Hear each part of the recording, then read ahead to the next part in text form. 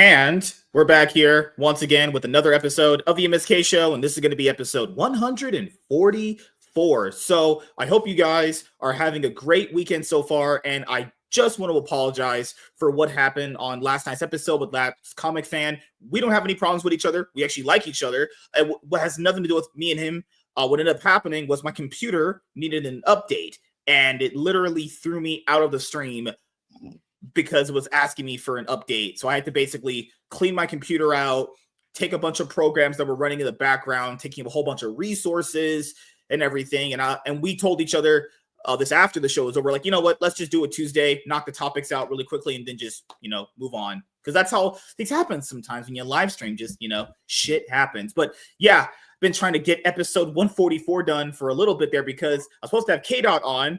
Then he couldn't do it because he had a lot of people over that night. I think his mom and dad were having something over at their house, like a little party or whatever. So he couldn't come over for the show. And then I had the show with Laps Fail. We're literally an hour and 30 minutes in. Do you know how mad I was after the show? I was like, oh my God. I was so mad. I almost thought about just straight up punching my computer. I actually almost did it. I was like, you know what? I'm going to go just chill and watch my League of Legends team that I root for in Korea play, and then they ended up losing as well. So to the main rivals, it's like if the Yankees lost to the fucking Boston Red Sox, Crazy. Hey man, life happens, dude. You got to roll with the punches sometimes, and streaming is no different than any other thing. Like, as much as you want to set a time, sometimes life beckons, God, man. What are you going to do about it?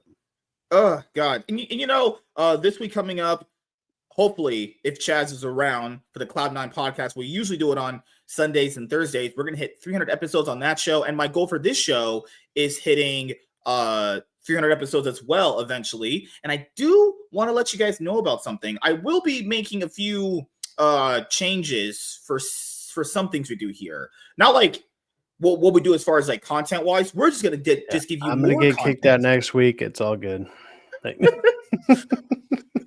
All right, guess I'll just hire fucking Dan. I guess I'm just going in the trash bin after that. Gonna go actually start dumpster diving. But I was actually thinking about all this at work today, and I was thinking, you know what? We've had a great run so far. All the episodes are great. The only time I ever delete something is because I didn't think it was good enough. I think the quality was there. But all the episodes that are up, I thought were good enough, obviously. And I even use these shows now to do videos. Like we'll literally just do videos. Guys, I haven't done a video like that in about a month or two. I think the last pre-recorded video I did, if I look at my videos that didn't come from a stream, I think the last one I did was like, it was the Rip-A-Veal video. Yeah, it was that one. That was the last video. I just booted up OBS and started just going at it because I mostly just do the topics on here. What we're going to end up doing is on Monday, I'm going to restructure that day just for a little bit, and what we're gonna do, because you guys really like the movie reviews, we're actually going to give you more movie reviews around here, and something that you really enjoyed way back in the day on my original big YouTube channel when I was famous and popular, and then YouTube took all my fame and clout away. We're going to bring something back that you guys really, really like. I can't tell you yet. Me and my friend were talking about it literally today. He's all in on it. So am I. It won't be as frequent as we did it last time around. It's basically just going to be like a once a month thing. That way, like when you get it, it's going to be kind of a special thing you get. So you kind of look forward to it kind of thing. So yeah, really excited about that. Also, speaking of movies, because you guys love it when we talk about movies here, and I do too, because I love watching movies myself, we're actually going to start the movie project thing that I've been talking about doing forever. So along with someone else, not just Sci-Fax, I'm actually going to try to get basically two people and myself going with movies. So like, let's say me and you cover a franchise, and me and this other person covers a franchise. That way you feel like you're getting some progress there. So what we're going to do is that this week next week. So next Saturday, when you see this show, we're actually going to review a movie. And we just kind of settled on Scream because Scream 7 is coming out next year. So that way, before Scream 7 comes out, every movie's already reviewed, and you already know our individual thoughts on each Scream movie, because I know why newer movie review channels don't do this, but I have to because it's in my brain. People will always ask me what I thought about a previous installment compared to the newest one. And I'll think to myself, you know what? If you just take the time out to do the reviews on the previous movies before the newest one comes out, you can get them done. You just have to be very dedicated to it. You have to just get it done, you know? So Scream will be the first movie franchise we start reviewing all the movies for. He likes horror movies, and I do too. But you know, if we have to watch Saw ever again, I'm getting a bucket because I will throw up at the movie where the black guy's getting ripped to shreds. I'm not looking at that. I'll have to look disgusting. But yeah, look, man, like usually I review pretty much whatever the newest movie of the week is. That's kind of my thing that I've been doing. That keeps my channel relevant to whatever's going on. Yeah, week by week kind of deal. And then I threw out a review for a movie called The Wild Robot, which actually came out last year. It just became free on Peacock. And I kind of released those back to back. I released both reviews within like a couple hours. And the review for Companion, which I do think is it's technically a horror movie, sort of, whatever. But that, like, I only got maybe I'm around 50 views or something. Like, my channel is very small. I only have 130 people. So I got like 50. I got 50 views for that, but for 130 people, that's not too bad. But I released The Wild Robot, and that thing's already up to like 140, and that thing came out months ago. So, like, it doesn't really matter what the thing you're talking about is as much as like what people might be interested in. Do they want to see a kids movie? Do they want to see this? Maybe they just want to hear your opinion on something. Like, so whatever you're talking about, it doesn't need to be in the relevant zeitgeist of whatever is happening at the moment. It's more like, hey, they want to hear your opinion on it. And for me, at least with that, it's kind of made me realize, because there's been some people even in chats who've been telling me, it's just like, dude, review something you actually like. Because a lot of the stuff, it's not that I don't like it, it's just that a lot of the stuff that has been coming out, I have not liked, and that's unfortunate. I don't like. I'm not gonna lie. Like, a lot of the stuff recently has been bad, So when you're just like putting out, I don't know, 6 videos back to back, 7 videos back to back, and you're like, this sucks, this also sucks, this is actually worse than the other thing that sucked. It's like it doesn't sound good. I get that. Then so people are like, can you actually review something you like? And I'm like, well, okay. And that happened to be a random thing that just came on for free on Peacock. And I was like, cool. And it actually did way better than some of my other videos. So I'm like, maybe I need to go back into the catalog, go look at some of the stuff that that I do like. Stuff like Boondock Saints, for example, would be a great example of something that I really love. I love that movie. Go ahead and review something like that. So stuff like Scream 1 is really good. You were just mentioning that. That movie's so fucking good. Yeah, I love rewatching it every year. I rewatch it. Holds up so well. And I don't want to say incarnated it, reestablished that kind of slasher thriller thing going on at the time. And it gave a new villain. Ghostface is infamous now, because of that movie. And like, they even did a spoof movie. Like, I've always thought that was a funny thing back in the day, where like, if a spoof movie comes out about whatever they're talking about, if they're spoofing you, like they're doing like a joke about whatever you're doing, your movie made it, because it's like, we gotta do something ridiculous about this because it's so big. What's the best way to capitalize on it? Making fun of it, which is what like comedy kind of thrives on sometimes. So if we can get back to that kind of balance again, that'd be nice. Because what's crazy? I think there has to be a balance with all this stuff now, because I feel like if you watch too many movies now, given the quality of them is just so fucking 50-50. Oh, actually, at this point, I don't even think the movie's quality is 50-50. I think it's mostly like 20-80. It's like, so for people who don't know what that means it's 20% chance you're going to see something good, 80% chance you're going to see something pretty bad. I would have to. I wholeheartly agree with that, because like, I watch, like, between me and a couple of my friends, and we all share a bunch of accounts or whatever. A lot of the movies that I'll see that it's like, oh, this is coming out this week, this is coming out this week, and I'll be the first one to be like, hey, let's watch this, because I'm always wanting to watch new movies. I'm a movie. I would like to say connoisseur or whatever, but it's like, maybe I can't break them down as I'm a porn fast connoisseur, as you know. yeah, I might not be able to break them down as well as other people can to a certain degree, but I feel I can give you like a layman's version of whatever the hell I'm watching and be like, look, as an average person, this is what I feel about it, blah blah blah. And every single either new movie, new show, it's all so plain. It's like the most dull thing ever. It's like the worst part of your job, and then they made it into a movie. You know what I mean? It's like, oh, dude, say you're a, I don't know, you're working at Best Buy. It's like, oh, the labeler. It's like no one wants to see a show about the guy who does the labels. Like nobody wants to, and that's what they make shows about. Not saying that's what they always do, but it's something equivalent to that, where you're Mhm. just like, this is the most boring, inept job possible. And they constantly do that. And they do Yeah. that with the movies too. And people are like, or then they're wondering, well, like, why did nobody watch this? It's like, nobody even likes to do that thing. Don't want to do that job. Don't want to be seen even doing that. They're almost Mhm. embarrassed to do that thing. Why the fuck would you make a movie about it? But Mhm. or a show?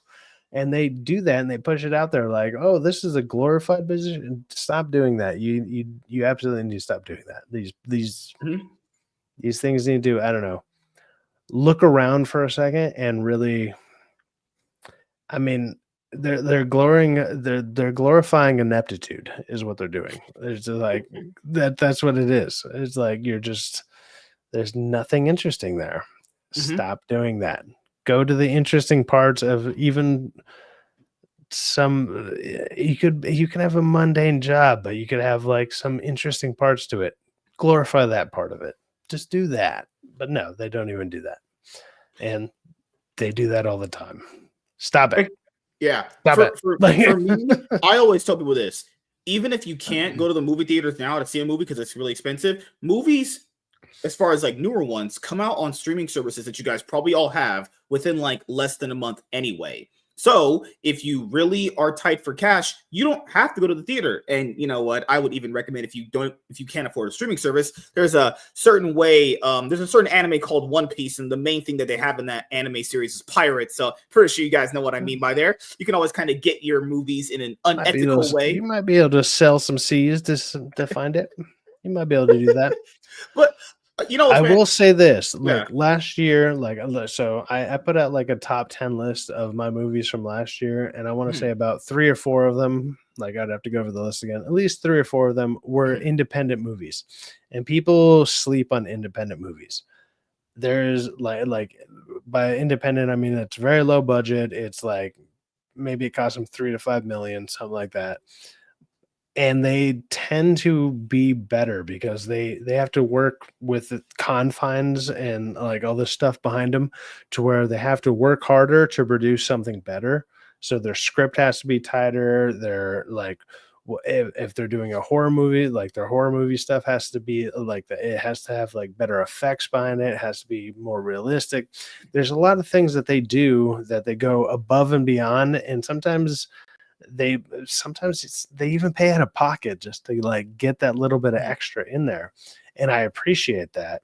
And I feel they need a little bit more respect between or like behind them. Not, don't get me wrong, not all of them need it, whatever, some are pretty bad, but at least they're trying, and they're trying with the budget that they're given. And then when you see something like, the Marvels come out and it's like, this is $200 million, it's like, where the fuck did that $200 million go? You can watch something like that and be like, this is there, where did this money go? Give these smaller projects that kind of money, or the possibility of that kind of money, and watch how far they can go with it. And they don't do that. And I think that's kind of disappointing because these people clearly have a vision. They have you can almost tell even when you're watching it, it's like, they wanted to go further. They wanted to go past that point, but they ran out of that like extra $5,000 they needed or something. And it's like, just give them the money, man. Because that movie could have been a 10. That movie could have been a 9. It could have even been an 8, Yeah. but you're giving us fours for $200 million. Stop that shit. Because the other thing that I always bring up to people, as far as like even being able to consume new movies outside of like maybe you can't afford it or you're kind of like on a budget, there's everyone as as a household utility now has the internet. Like the internet is a utility you have Yeah, to I mean pay for. that's just standard now. Yeah, Like so that's you have, I'll be honest right now, you have access to these movies. Whether you choose to utilize that access, that's your problem. But I would say utilize that access, because I always say this to people. The reason why you do want to do your due diligence and watching newer stuff is because you don't want to be some uninformed idiot. Like, you'll have so many people that'll say, well, I think this movie's bad.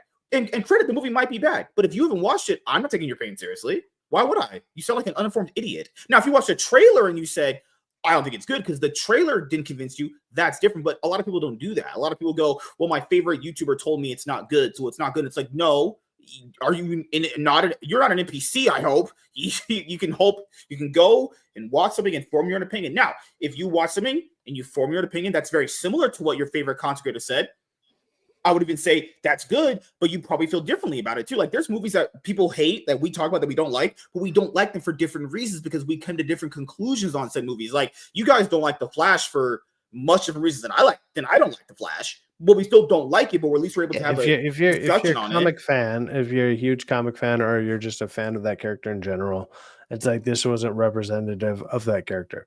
But like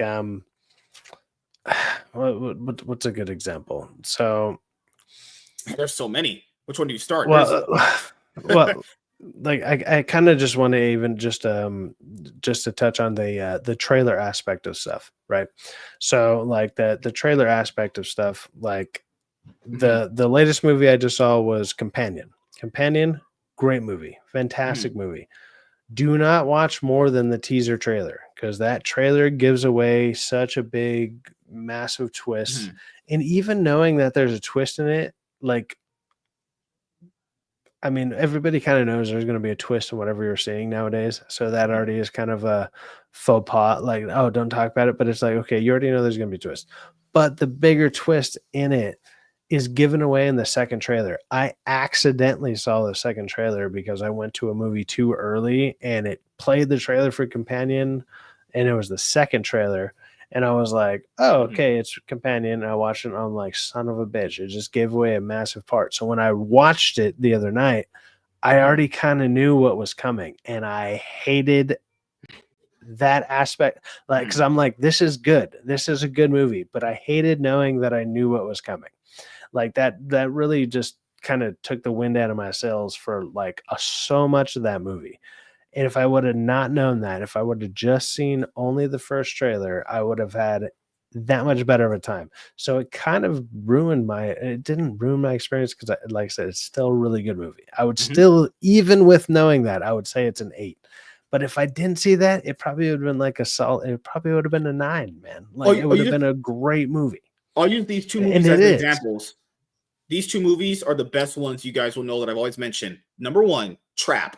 Trap is a movie where they basically revealed the entirety of the first 2 acts of the movie in the first 2 trailers. So if you'd watched the first 2 trailers, even though I was very intrigued by the movie, I was like, it's M. Night Shyamalan. I don't really like this guy's movies all that much. So stuff that I've seen, like, this guy's pretty trash. You know what? I'll give him a chance. Maybe this is different. And even when I give that guy a chance, I don't think he directed that one. He directed it. Actually wrote and directed it and produced it. Oh, did he? Oh, yeah. No, that one was bad. I did not like that movie. Yeah. But see, I gave that guy a chance, and I was like, you know what? I like the trailers. I think it's a really intriguing concept. A killer you already know about, but he has to kind of get out of the situation. Sounds pretty cool. It's like a concept you don't really kind of see too much. Watched it. Movie's absolute garbage. Not only do they reveal everything in the trailers, the movie is terrible. Blue Beetle. Why is Blue Beetle had a 3-minute trailer too? The first trailer already revealed a lot. The second trailer is 3 minutes long. That is way too much. 3-minute trailers. Back in the day, getting a teaser that was 20 seconds was great. You know, now they're basically giving you a teaser before the teaser, kind of a full teaser, official trailer, and then an official trailer, then like an official trailer 2, and then like 300 TV spots. It's like, that's just too much. How about just 1 teaser and 2 officials that are like a minute, and that's it? How about that? Well, You know? I know people who've already seen Thunderbolts, right? So Thunderbolts comes out in May, and I know people who've already seen that movie because here I know a bunch of people who there's some that actually work in Marvel.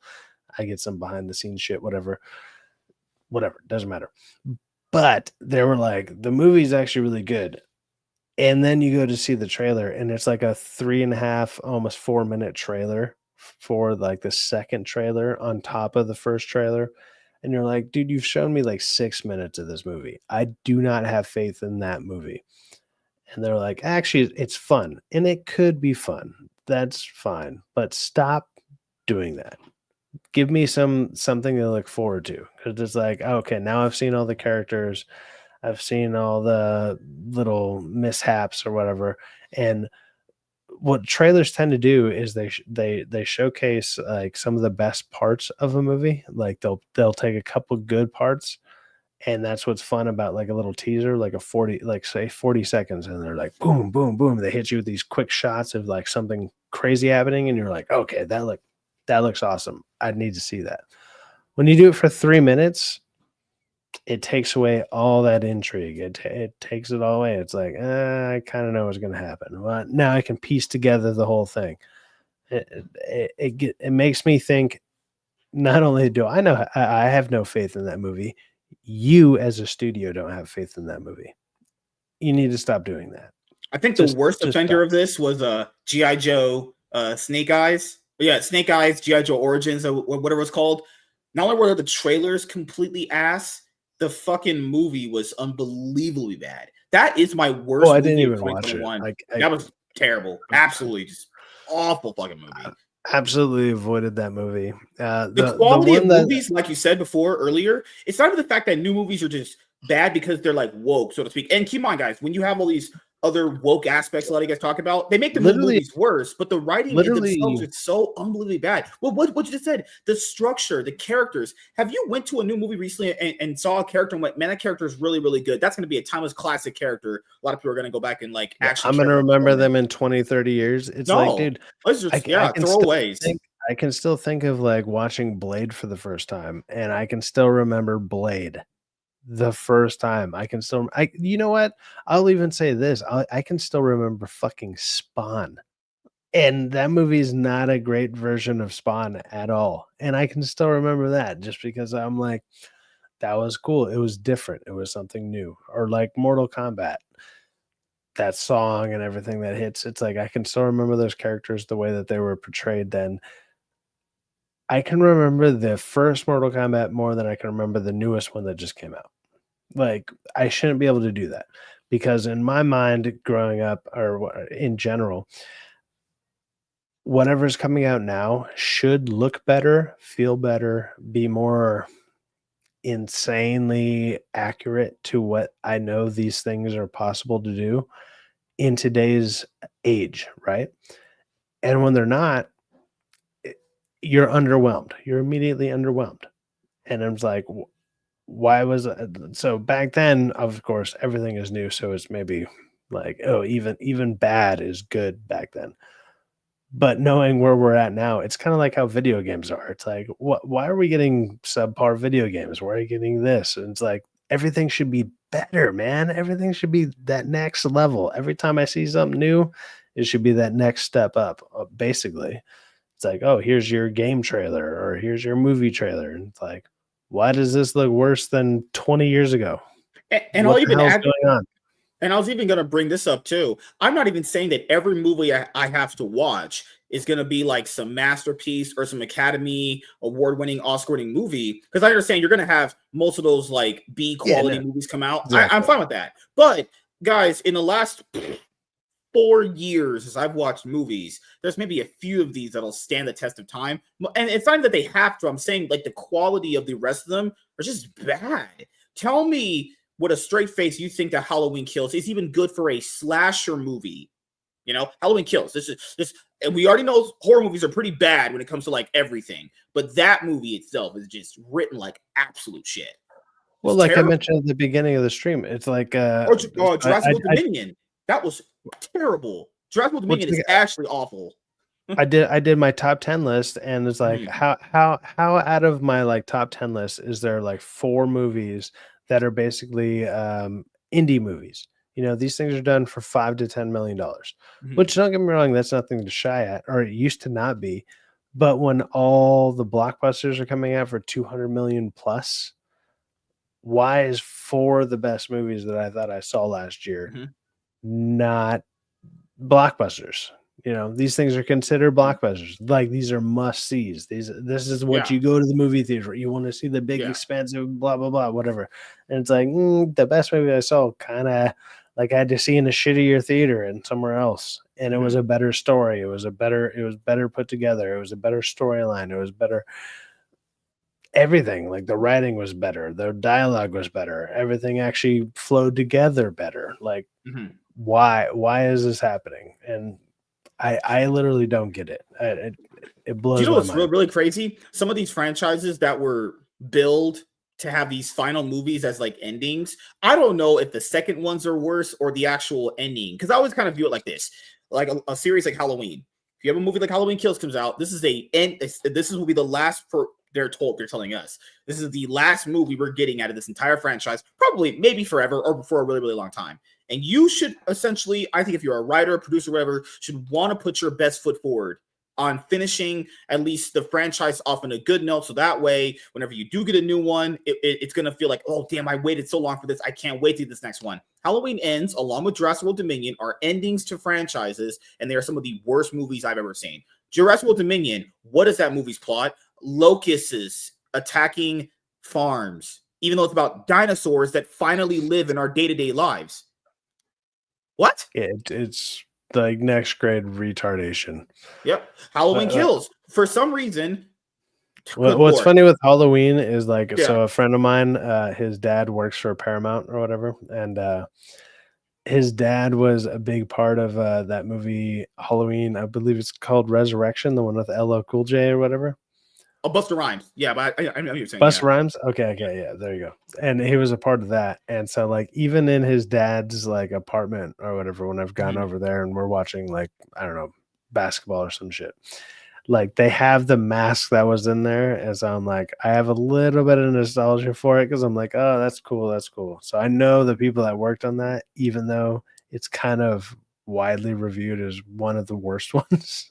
It's terrible. So I yeah. watched it. It's bad. It's awful. Good, but it was the thing with Halloween Ends where people go to these movies to watch Michael Myers, and you know this because you watch a lot of horror movies like I do. You mostly go to horror movies to watch the villain kill people. So not only are you going to this movie, okay, this is gonna be the final Halloween movie for a while. You get this random person that you haven't seen, even in the trilogy. They never set this character up, never did anything with this character, even in the second movie. And then randomly he comes out and then he beats up Michael Myers. It's like, you guys know Michael Myers is pretty strong in this universe. Beats him, takes his mask. Somehow the mask is like mystical, so it can give him like all this power.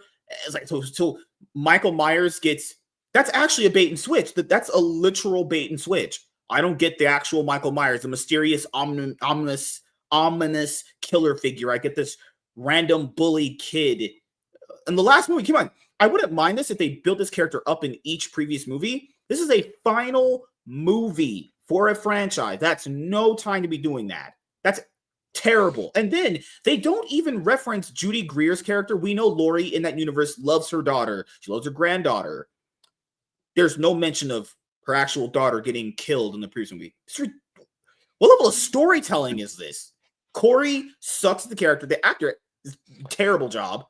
Horrible kill. It's just how like you people wonder why I don't like going to movie theaters sometimes. You get movies like that. And that's it's not just one instance. That's how many instances. Trap is written horrible. Fucking Shazam 2 was terrible. The Flash is terrible. Black Adam, not good. Fuck Thor Love and Thunder. That's what I'll give to like horror movies that I will probably not give to other movies is I have a lot of leeway with horror movies because I kind of already know it's not that what's going to happen, but it's like the storyline behind it. It's like, okay, yeah, it'll be a girl that survives and she does something crazy to survive or whatever.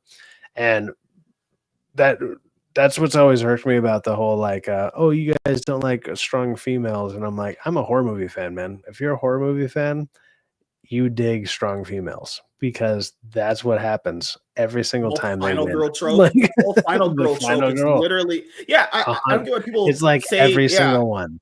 yeah. Like I don't get It's what people, rarely people I can't even really yeah. think of one at the top of my head where the dude is like, I won. You know, maybe they did the last sacrifice and then the girl wins. But I just think it's really weird always when fucking like people go, "Oh, you don't like women." I like I like horror movies and I like slasher movies. Most of those main characters are women. Now, keep in mind they could be written very badly, but I don't care that the main hero is a woman, because people, what they do, you know this too, they conflate. I think people in their minds conflate so many different things. They don't even know what the main argument even is. And they're out here arguing for shit that they don't even know what means, that people are actually having a problem with. Like Melanie Mack, a few weeks ago, she had the Goonergate shit. She didn't even, if you actually listen to her, she didn't even know what the arguments were, like why people were even upset with the gaming industry. She just started talking. I think that's the reason why people's conversations can't go any further, is because it's not the fact they're not listening. People that are making the arguments against said person don't know what they are or understand why said people might actually be upset, like race swaps, gender swaps. So people that don't even understand the concepts of that. When you say to them, why does a black person have to take a sloppy, like, why are they making black people take sloppy seconds from a white person? They'll be like, well, you should be happy and thankful the studio gave you that. Aren't these the same people that say that black people should be getting more jobs and they should get more representation? Yeah. People mean authentic representation, like actual things they made should be on the screen. Not, I take that from someone. I didn't make that, and I ponder it off as mine. I truly don't know. Are people really that retarded, or they just making shit up, or they just want to be in the conversation just to talk? Like with the new Spiderman show you watched. Oh yeah, Dr. Kirk. Let's just go with Dr. Kirk Connors. People know Dr. Connors is a white guy. Okay. So when people say, oh, the race is not essential to the character, why'd you change it then? If it's not an essential thing to the character, then by that very logic, that base premise and that base point of view, there should be no race or gender swaps at all, because the race of the character does not matter. And keep in mind, Disney's the ones that race. Disney are the ones that are the racists. They're the ones that changed it. So me pointing it out, saying how much I don't like it, is not the problem. I'm the consumer. And keep in mind, I'm watching this stuff. And so I get to decide what I enjoy and if I should give you my money continually. And a lot of people just don't get it. Like, it's so hard to. So there's another argument I keep hearing where, back in the day, comic book creators didn't create black characters, which is not true, because they were mostly creating white characters. People don't understand from a creative point of view, because I've talked to a lot of indie creators, they mostly create shit based off the stuff they've seen in their entire life. Inspiration from movies, television, anime stuff. And keep in mind, black people are a minority. So the chances of them interacting with a lot of black people, given certain areas, might have been very small. Okay. It's just how it works. I'm sorry. Like, people want this like diversity of outcome or diversity of numbers, but it's not. That doesn't work in the actual world. Even here in America, where it's 330 or 350 million people, they say 13% is black. Yeah. That's not that big when you spread it out between 51 states? 50 states, all the different, keep in mind, more context to that. Cities, towns, all of them. Exactly. It's pretty big, actually. Like, so when people, I probably literally interact with more black people based on just online or whatever than I do in my regular life.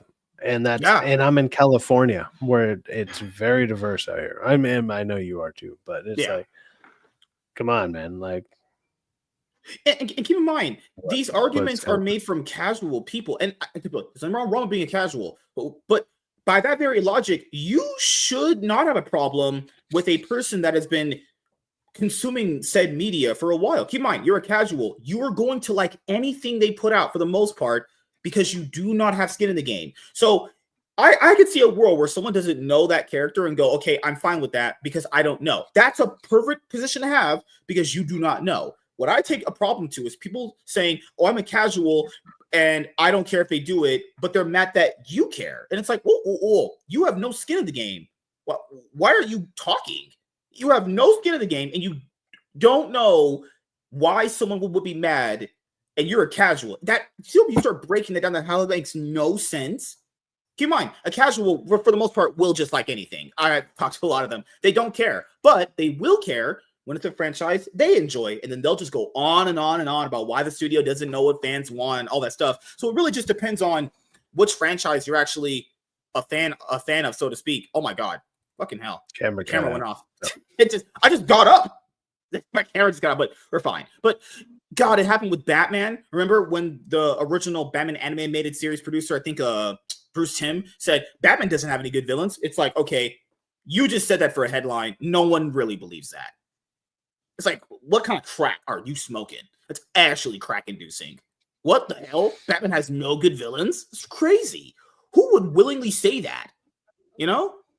That's what you said earlier. Might be true too. They might be just saying shit because it just gets them more followers on Twitter or just views or whatever. Has to be. Well, no way. It's crazy to me that the people that actually sit there and they try to defend, let's say, all the diversity bullshit and whatever, which is fine. I mean, in theory, that's a good cause, right? In theory, but it's always like these like backwoods liberals or whatever, some random ass person who doesn't live in society or whatever, and they're defending something they don't really understand, and it has nothing to do with like skin color or whatever. It literally doesn't have anything to do with that. It's like I actually have really good examples of it, because when I was trying to find a job a couple of years ago, I would go to a place and like one of the ones that really baffled me, like I went to waste management, which is just basically being like a dump truck driver, right? Or working in like just trash management. They hand me the resume, and then under it, it's like a fucking stack of papers. Like, I don't know. It's like a booklet.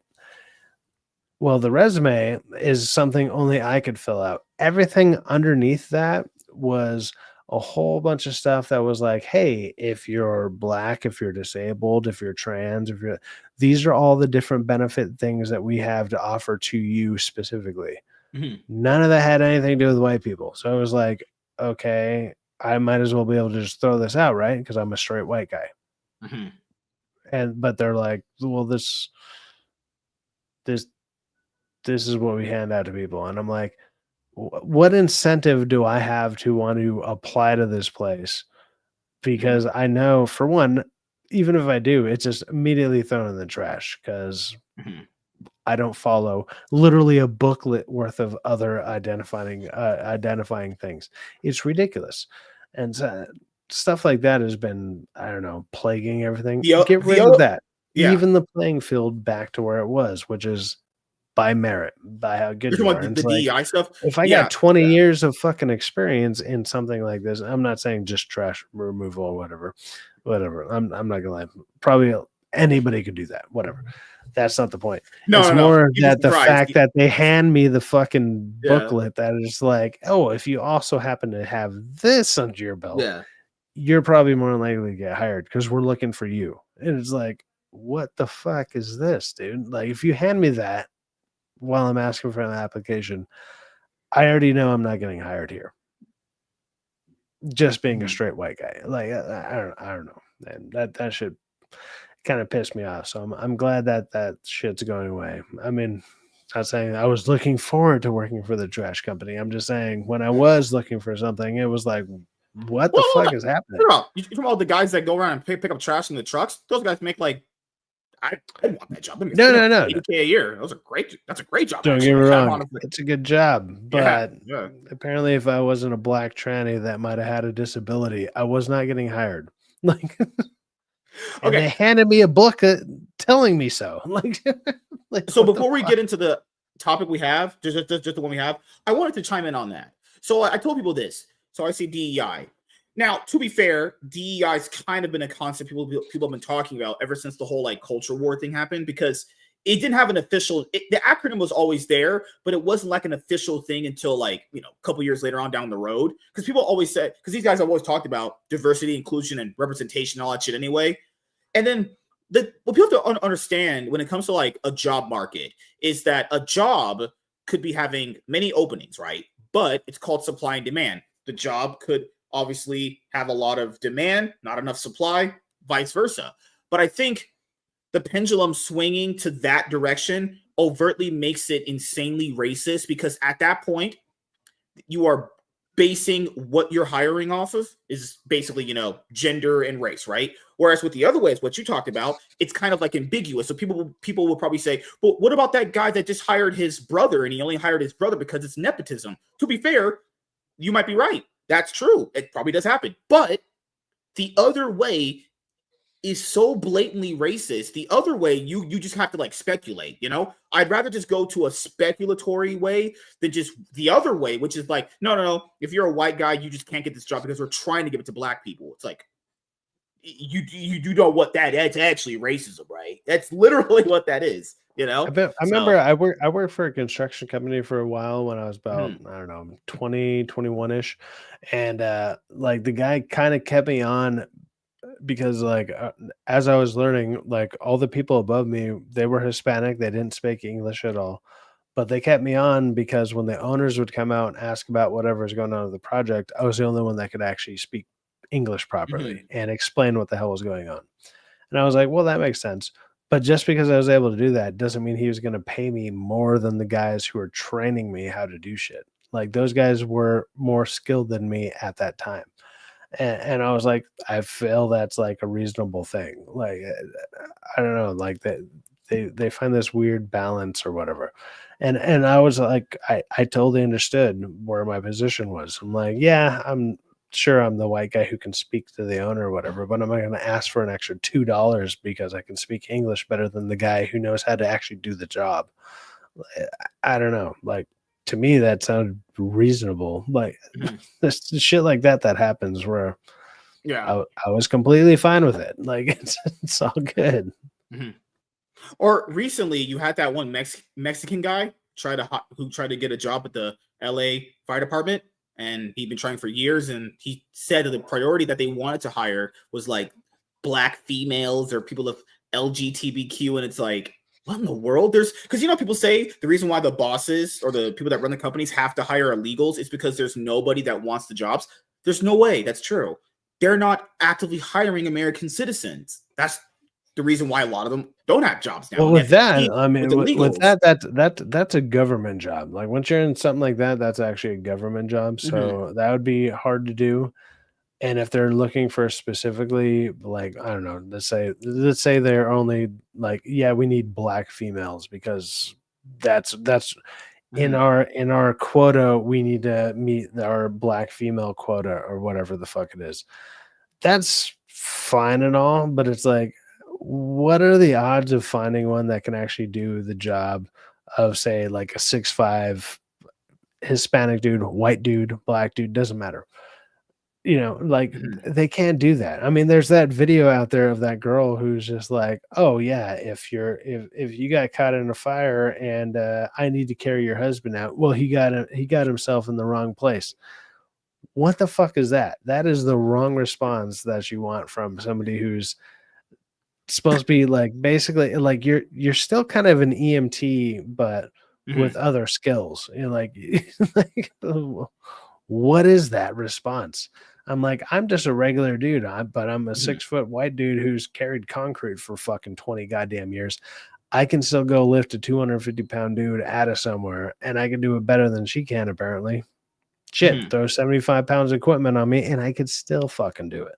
Like, just because of, I don't know, size. It's literally, I don't know, mass. Like, what just the fuck? Keep in mind, someone that they hired basically said, it's that person's fault they got into that situation is the reason why I may or may not be able to save their life in a fire. That's the stupidest remark I've ever heard. And then the fact that person's even still there or hired is beyond my comprehension. Is making, or it's maybe since Trump put a stop to that, and it's going to go into effect very soon, that person is probably making about $90K a year saying some bullshit like that. That's ridiculous.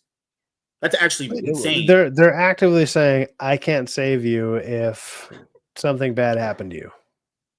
Your job is to go save people. Like, yeah. what the fuck are you talking about? Like, at any means, like, it's your job to do the things that other people aren't willing to do. And don't get me wrong, that sucks. That's a big responsibility. True. Yeah. But that's the job that you fucking applied for. Mm-hmm. You know what you could do? Not apply for that job. It's what a concept. Like, wow, I could have been a firefighter, but I'd rather be a manager at fucking Arby's. Like, go do that. Like, what the fuck?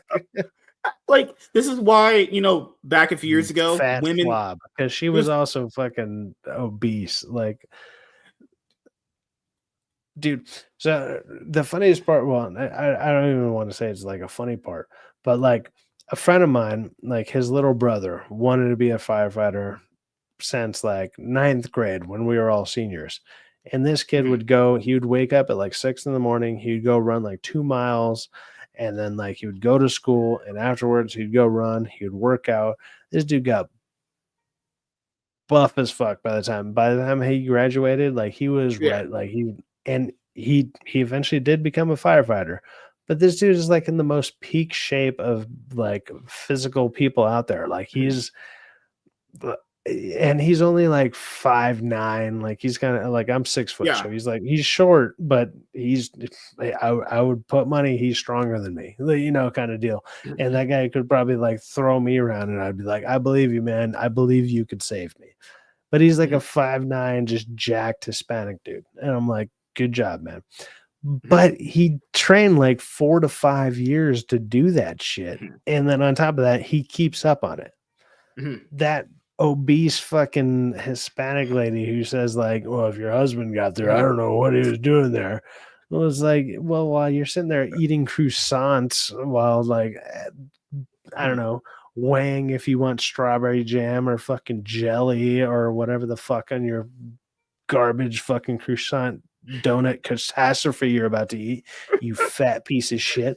Like, no wonder you're not gonna fucking, I don't know, get anybody out of anything. You'll be Do you like, know what, I'm just it gonna comes down to? swallow this first. Dude, what it comes down to is this delusion that gets perpetuated in people's minds when women themselves don't get these concepts. Because I remember some years ago when like that whole feminist bullshit was rising up, women were like, why aren't we allowed in the construction industry? There's certain things people need to understand. The reason why you don't see certain genders, the only two that exist, or races in jobs is because they, keep in mind, this is just a pure concept that exists in the world. They probably just don't want to do those jobs. So the reason why you never saw women doing construction, or if ever at all, because I've barely seen women in construction, they don't want to do those jobs. That's it. It's not like this grand, I have to do mx squared equals plus b, I have to divide it by 2. No. Women just didn't want to do the job. A lot of them just underlying, what's an unspoken rule? They just didn't want to do it. Because so they want to do it. I actually have a great physical example of this that actually happened to me in my personal life, which I worked at OSH, which is called Orchard Supply Hardware. Like that's, I don't know if that's all across the country or not. Out here in the West Coast, it's called OSH, Orchard Supply Hardware, whatever. And a lady wanted just 2 pounds or 2 bags of concrete. So the bags of concrete we sold were 60 pounds, just 60 pounds. And I simply sat there and I grabbed it and I was like this. And I went over there and I was going to go put it into her trunk. And she's like, oh, no, I got it. You can give it to me. And she's probably, maybe 120, whatever, at best. And just stood straight, wanted to fucking be able to handle it. And I was like, you sure? And she's like, yeah. I gave it to her and she immediately collapsed right under her fucking face into the goddamn the concrete bag. She was just like, whoa. And I was just like, but I was able to hold it out in front of me like a normal person and just be like, here you go. Here's your 60 pounds. Because I'm sitting there doing it every goddamn day, lifting this amount of weight. And this person just like collapsed like a cartoon character. Like, I can't expect you to be able to do that all the time. And now you want to be able to, I don't know, assume you can do this all the time. Maybe, don't get me wrong. There are women out there who can. They're so far and few in between. That doesn't represent the masses of you. It just doesn't. Like the regular random dude who doesn't do any of this shit ever can pick it up in like 2 to 3 days of doing it regularly. It'll take you years to be able to do what that guy does on a regular. It's just, I'm sorry. It's just facts. It's just a strength thing too. Women are literally That's what I'm not as saying. strong. Yeah, it's all that. But a lot of people think I can hold it's 60 this pounds other out thing like when it's I'm not. I'm holding a platter, you know, when they're serving food or something. I can do that with like 60 pounds, and I'm like, yeah, I got to put a little bit of flex into the sternum there, whatever. But I can do that, no fucking problem. It's the same thing with the whole a pay gap 120-pound woman argument. is not doing that shit. That's not Well, happening. It's the same thing with the whole pay It's gap half your weight. argument where people kind of make this out to be a much bigger thing than it needs to be. A lot of the logic in there is very simple. It's just a lot of people just refuse to acknowledge objective reality. Like, to me, if someone can't acknowledge objective reality, I'm not talking to you. Because at that point, if we can't even acknowledge basic facts, why are we having a conversation? Yeah, you can have a conversation with anyone you want to. I just choose to have conversations with people that actually aren't stupid, you know? Do you know how many times I've just like one-handed like random bags of groceries where I can like pick it up and like do this, and then I'll give it to whatever girl I'm with, and then like they got to double arm that shit and like buckle their knees just to hold it, and it's just nothing to me. I'm just like, here you go. Yeah. But they're like, oh shit, and all of a sudden the world fell on them. Come on, man. That's your average person I feel I'm pretty freaking average. Like, I don't go out of my way I'm not a power lifter out there doing, like, I'm 6 foot, I'm a decent sized dude, whatever, but I'm not out there powerlifting. Like, to me, that is just normal shit. And when I can do that to a normal sized woman, whatever, say they're 5'6", 5'7", and they got to like put all their effort into what I can do with like straight arming a bag out to them, that shit's, come on, you're not competing. Like, you got to go above and beyond to even compete at me at my worst. Like, I could have like the worst cold and a buckled knee, and I'm still outperforming you. I'm sorry. It's just, you know, facts don't care about your feelings, man. They just don't. They don't? Good Lord, man. Because that's the huge problem. It's just people aren't able to acknowledge any level of way life has ever functioned. And this thing is, you can talk about the disadvantages and pros and cons of it. I like having those conversations, but it at no point should delve into like, hey, now I just don't believe any reality. I just want to believe my truth. And it's like, that's stupid. You know, that's not how it works. Like, it should be an unspoken rule that girls are always going to have more options than guys. They are. Now, is that unfair? Probably, but the people I almost feel I need to be fair to women here, where I'll say, I guarantee there's some things that women are willing to accept more than men will, that they will go above and beyond in whatever their capacity is to what their capacity is, you know, whatever it is. And I don't want to just say cooking, cleaning, whatever it is you're thinking, whatever your thing is. No, I'm not saying that. Whatever your thing is that you excel at, you could probably do it more than certain men can. That's absolutely true. But when it comes to, like, let's just say physical exertion or whatever, and a constant basis, like for 14 hours a day or some shit, you're not competing, especially if a guy actually cares. Let's just say that if a guy cares, that guy is dominating the shit out of that field. We'll use a recent example. The Olympics last year, there was a person that was a male competing against a female, hit her one time, she had to just give up completely. Right. That's essentially one shot, and she was like, I had to just stop, otherwise I would have gotten extremely hurt. Yeah. It's almost because the lie that they told women was, no, you can be better than a man. You're stronger. You don't need him. You can do everything yourself. Yeah, that's just not how that works, actually. You know? I think they've like measured it, right? So it's like even like one of the strongest females out there maybe can put out, what is it? Maybe 700-800 pounds of pressure on a punch. And men, like your average man, not even trying, not even knowing how to do it, can do like 900. Yeah. Literally, I remember And sometimes it's I'd like, wrestle. that's disgusting. It'd be Have you ever like, like play fought with a girl before? Like they're trying to like be oh, frisky. it's embarrassing. Like, Yeah, yeah, like literally in your mind, you know you're not giving your all against them, but they're actually trying. They're like essentially they're if giving it their all, and you're just like, I'm putting like 10% into this. like an anime hero, it's like I'm only using 10% of my actual power. Dude, it I don't care what like, don't like I said, it's like, oh, if a random like badass MMA chick comes on here and she's like, I've been training all my life, I can take you. It's like, yeah, you can. Yeah, You're in that weird probably could. 1%. Just saying, good job. Even at that point, you'd probably You give her a trained run for for her that. money I too. don't. Like, And yeah, and it wouldn't be easy. Yeah. It's like, unless yeah, you just kick my knee out or something. Good job. Like, good lord, man. Unless you're gonna start reaching for my belt and start grabbing my pocket out and start jerking it. Oh my god, man. I don't know about all that, but I sure have. I've had a lot of girls try to, suck me off a lot. It's just a, knack that girls want to do. It's a habit of being this attractive, rich, and good looking and successful. You don't believe me, right. right? Right. Oh, okay. So Never have, never will.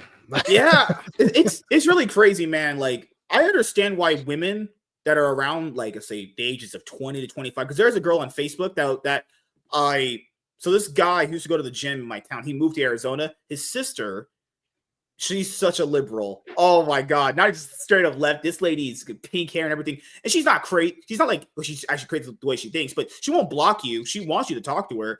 I can understand why women that age think the way they do, because they, first of all, no one's ever confronted them about why their opinions are bad, and they've just been told that. What was that old saying for women? Women are always right. Yeah, that's the worst saying ever.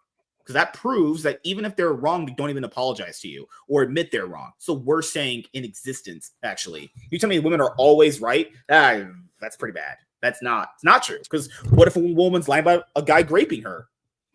They're always right about that? So what are we doing here? I have a different perspective of that. Don't get me wrong. I'm actually kind of in agreement with that. But like, I was raised by two women. One was my grandma, and the other one was my mom. Yeah. My grandma was like, she was a transcribe for a lawyer, if you know what that is. Wait, so isn't that transcribe for a lawyer? I know I've heard that before. Transcribe for a lawyer means they like old school. Nowadays, they could probably just do it by computer, but it's like they would listen to headphones and transcribe, but the lawyer would talk into like a essentially just a glorified translator, essentially. Yeah, but you have to know typing down to the point to like all the punctuation, everything. Like when she went to take the test, like they wanted to hire her to do the test. Like she was exceptionally smart. So I had that, and then I had my mom, who was a biker chick. Like she grew up around like the Hells Angels, the Devil's Henchmen, like all this stuff. Like very old school biker chick. So I grew up with like a dichotomy of life from kind of a women's perspective in theory or whatever. But it's like I always knew, obviously, like whatever, like, yeah, I'm a dude or whatever. It's all good. But my mom was like a hardcore biker chick to where she would fight people and shit. So I had that with like being relatively smart. That's why it's like I can speak kind of semi eloquently, but at the same time I go to, let's just say, not that. But the thing that you'll mention there is, it's different from women from that time period versus the ones now. Women from that time period grew up in a time period where I guess your value would come from getting married early on and having kids early on with like a guy or whatever. They had a completely different worldview of just how the world would function versus the moms that were coming up after. I guess your mom was a mom. Well, that was like my grandma's perspective till about her third marriage. My mom did not have that perspective. So yeah. Like I said, I got like your grandma's generation. Like I said, I got the dichotomy of both worlds. It was kind of trippy. You could just see, when like, I really the look back on it, change. I can see the influence a lot. yeah. Because I think the reason why most of these girls now get this level of information is because, well, most don't have dads. A lot of the reasons why the kids act like they do, they have no dads. There's no, or even a mom. I'll say mom too, because when mom leaves, they don't have a good role model. Why do you guys think kids these days look up to Kai Cenat? There's no role models. There's not role models they could look up to. It's the reason why certain online influencers, as they say, get the audience they do. Like, imagine your kid listening to Hassan. Oh God, I'm like, buddy, I just gotta throw you out.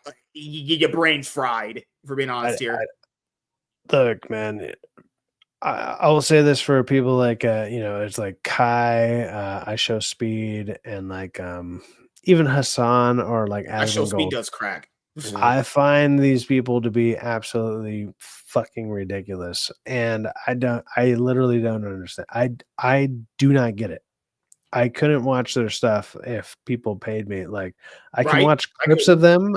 They're like those random highlights of them for like 5 seconds because somebody like clipped them all into like segments, and I'm like, okay, that's funny. But I'm like, how many hours does somebody sit there and watch this fucking person go through this before they found one nugget of gold? Like, what the fuck are you talking about? I don't get it. But you know what? Those guys, whatever they did, they cracked the algorithm or some shit. Like, good for you, I guess. Don't get me wrong. I don't expect anybody to be watching me or something because maybe I'm not as interesting as that either. I don't really care.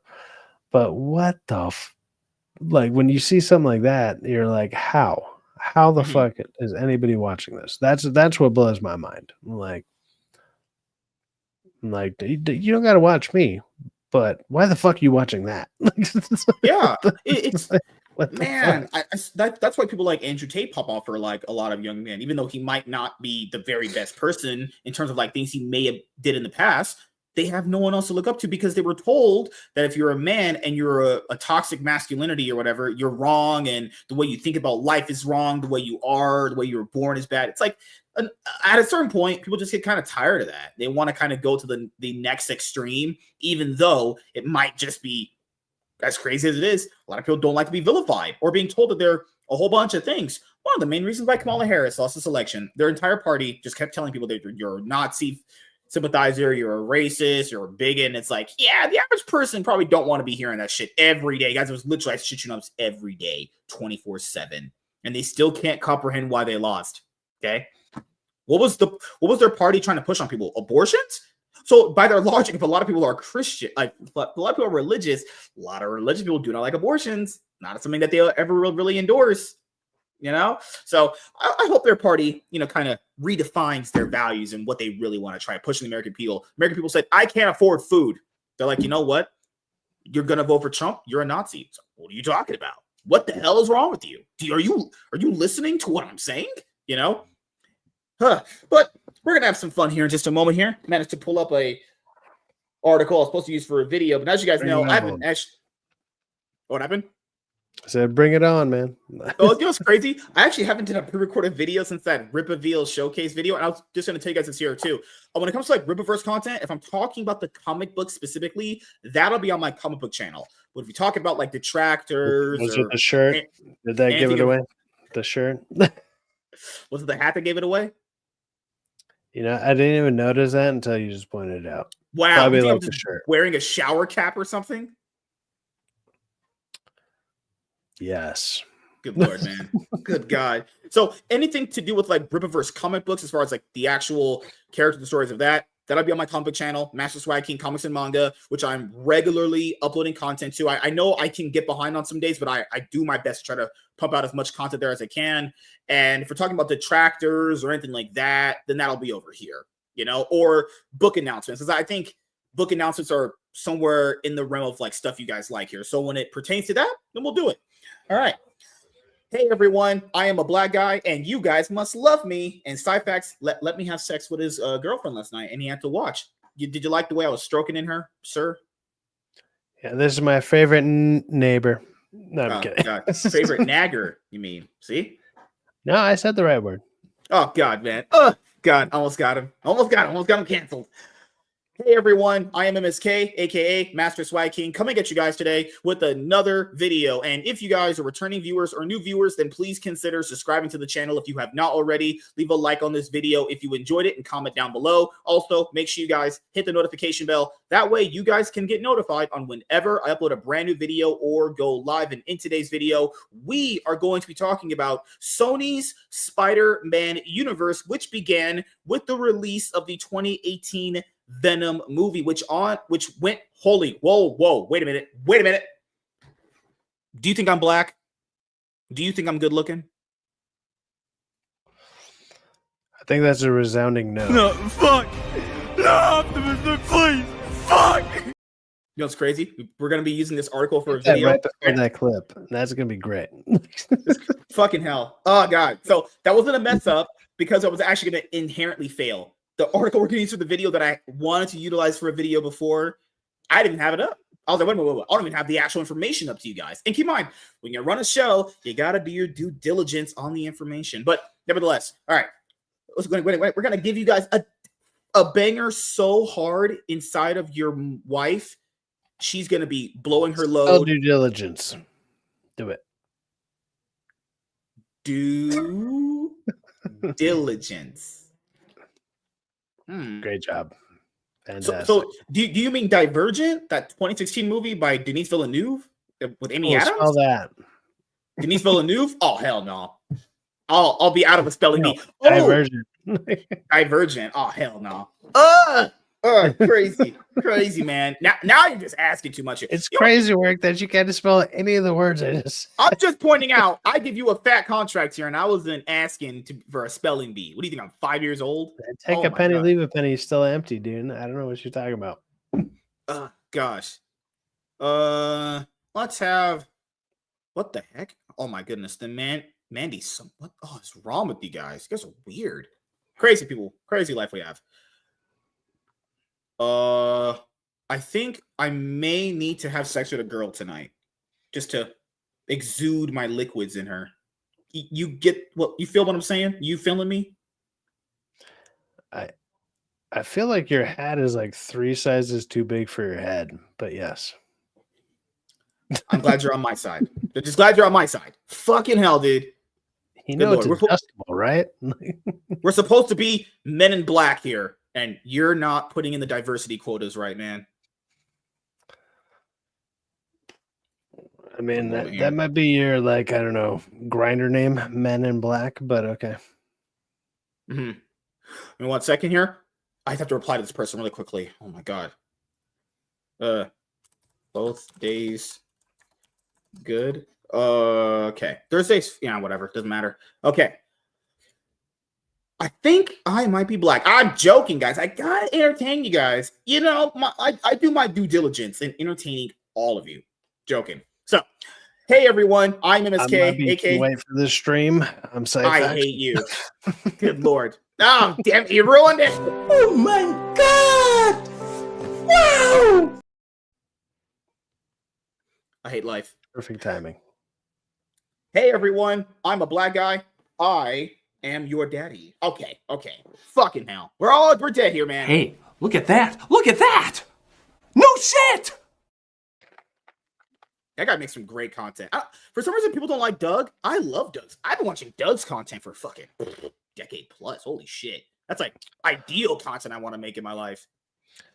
You do seem like someone that would be down with the Dougie, but yes. Is that an Air July? That's an Air July reference. I know that reference. No, I just meant you're gay. Like, I had sex with a girl literally last night. Why? How do you not believe me? have you seen your face before? You ever heard of these things? It's a crazy new concept called mirrors. But this girl at work today was trying to rizz me up, and I did notice she was doing it, and she wanted me to come over to her house and pound her. You know, with my long BBC. No? Nope. All right. Time to really get inside her butthole. Good Lord. But she was light-skinned, so it's like, that's kind of having sex with a black girl, and that's kind of against my religion, you know? Like Chad, red-pilled, hot, rich kind of dude, you know? Yeah, when you're gay, women are usually off the table. So yeah. Fucking hell, man. All right. Jesus. I hate this guy. This guy has a big contract. I gave him a 5-year contract worth like $50 million, like Daily Wire did for Steven Crowder. And then we were talking privately, and he leaked our conversation online. And then, I had to go on my solo show called the MSK Cast and just rip into him for a good like 8 hours. Do you remember that happening? Yeah, I was just gonna say another 12 more shows, and I can afford the shell I'm gonna load to that shotgun that I fucking bought. But okay. Hey! Oh, so against a black guy, you'd have to use a gun. Seems pretty crazy. You have to use lethal force against a person of color like myself. Not crazy. Also, everyone who's watching wrestling right now, wrestling is for losers. Just pointing out, wrestling is for losers and neckbeards. Is that stream going on? I want to go over there. Wow. Fucking hell. Can't win. Fair, he didn't invite me, that bastard. I actually haven't watched it in like 20-something years, so I would have no idea. Wrestling is gay, man. Wrestling is literally for losers. It's like, so I don't know. It's just never appealed to me. It's like right behind Yu-Gi-Oh. You like whoa, Yu-Gi-Oh, whoa, you might be super gay. Whoa. Hold on. Yu-Gi-Oh is for Chads. So is League. So is playing Connect 4. So is playing Checkers and Candyland. Careful, your lisp is coming out. God, man. All right, let's just get a banger going. I like Yu-Gi-Oh and all the things. No, see, Giga Chads like me played Yu-Gi-Oh. Giga Chads also played League, and that's he played all up in Yu-Gi-Oh, and he went all the time. That's just not how that's just really gay. Okay, you don't see a lot of girls in Yu-Gi-Oh. Obviously, you see like 99.9% white dudes per se. Pretty sure you're not shocked by that. No? Wouldn't know. I don't go to fucking Yu-Gi-Oh tournaments. You need to just randomly vlog one. Just do it in your area. I bet you'll see a bunch of black people. I'm just curious. Do I have to show up with a gas mask? Because I feel like I would need to. You might want to wear one of those face masks, not because you believe in that certain virus thing, but because the smell would just kill you. Look, man, when all the virus of the unknown origin was going around, I was let's say cutting a lot of wood, and we would have to wear actual N95s to do it. N95s is like one of the stronger face masks out there. And at the end of the day, I could still spit fucking sawdust. That's crazy. Holy crap, man. Yeah, so if you think your sneeze going through your glorified face napkin was gonna fucking do anything, you're an idiot. You're stupid. I'm sorry. People who wore the regular mask, like who believed in fucking staying away 6 feet. It's so stupid. No, it was the dumbest thing ever. I'm just like, I'm sitting there at the end of the day, I'm like, and it was like I could spit a fucking chunk of wood out, dude. Get out of here with that shit. Like I had natural toothpicks going on. Get out of here. Shit. Ugh. That's just disgusting. Oh, God. Fucking hell, man. All right. Hey, everyone. I am MSK, a.k.a. Master Swag King, coming at you guys today with another video. And if you guys are returning viewers or new viewers, then please consider subscribing to the channel if you have not already. Leave a like on this video if you enjoyed it and comment down below. Also, make sure you guys hit the notification bell. That way, you guys can get notified on whenever I upload a brand new video or go live. And in today's video, we are going to be talking about Sony's Spider-Man universe, which began in 2018 with the release of the first Venom movie. That movie, when it came out in 2018, went on to gross over $800 million at the worldwide box office. And then after that, there was a lot of articles that came out that said Sony is going to be starting a shared cinematic universe based around their flagship character that they currently own, Spider-Man. So later on, the name of the universe was the Sony Spider-Man universe. And then in 2021, we got the release of Venom Let There Be Carnage, which made significantly less money than the first Venom movie did. And then after Venom Let There Be Carnage, we got the release of one of the greatest movies of all time, Morbius. No, I'm joking. That movie was actual steaming pile of shit. And that movie only made like $100 million at the worldwide box office. It even got released twice and bombed twice. So it even has that as an accolade to itself. A very, very bad accolade. But I will say this about Morbius. It created some of the best movie commentary, just fucking trash talk I've ever heard in my entire life. So I'm glad Morbius exists. But if you actually watched in the theater, what was an actual steaming pile of shit. Then after that, we ended up having Madam Web that came out in 2024. So in 2024, we were graced with 3 Sony Spider-Man universe movies: Madam Web, Venom 3, and Kraven the Hunter. It was also lame and gay, like MSK right here. Like, I mean, All this right. is perfect. I mean, Yep. it's a perfect segue to that.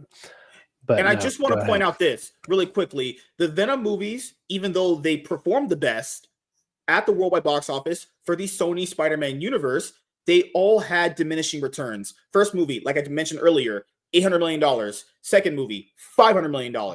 Third movie, $430 to $460 million. Anything that wasn't Venom, like Madam Web, Morbius, and Kraven the Hunter, all essentially bombed at the worldwide box office. And they were even going to do a movie called El Muerto on another Spider-Man villain that no one knew about, portrayed by Bad Bunny. Remember that information when that came out? They were going to do a Spider-Man villain movie called not Hypnotic.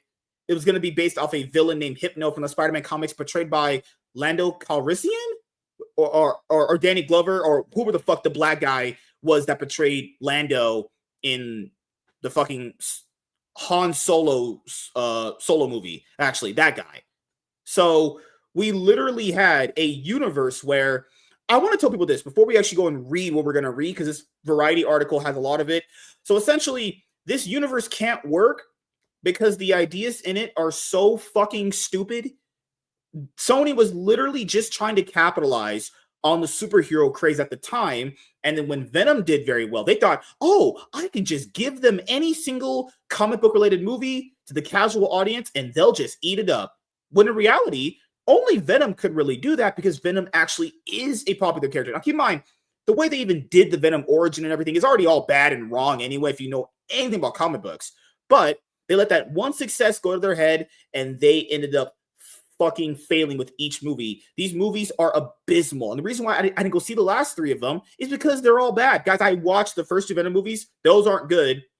And I watched Morbius. Yeah, not good. So I would not go and see the rest of them, because why would I? Because the movie quality is fucking horrible. Keep in mind, these are Spider-Man movies without Spider-Man. That would be like, so people said, but didn't Joker not have Batman in it? You know what's crazy? That Joker movie, at least the first one, was actually kind of competently made well. So Batman not being there wasn't the worst thing ever. But if we're talking about strictly just Spider-Man, he probably needs to be there with the villains. Also, keep in mind, they were utilizing villains that weren't also very big or known as well. So it was going to fail no matter what. So then we got then we started hearing rumors that the universe obviously might be canceled. And then we start hearing more things about where this universe's future might be going. But yeah, Spider-Man movies without Spider-Man is stupid. And people keep saying, well, if you just hired the best people, you just hired the right people, it all just works out like it's some fucking rainbow and gravy train that just keeps going. It's like, no, there's been plenty of movies with great writers and directors and actors attached to it, and the movies fail completely. So that is not an argument to use to what is hiring the right people. I've watched movies and TV where you've hired shitty people and it's made it work. It's not a one-to-one comparison, actually. So let's go over the future of the Sony's Spider-Man universe.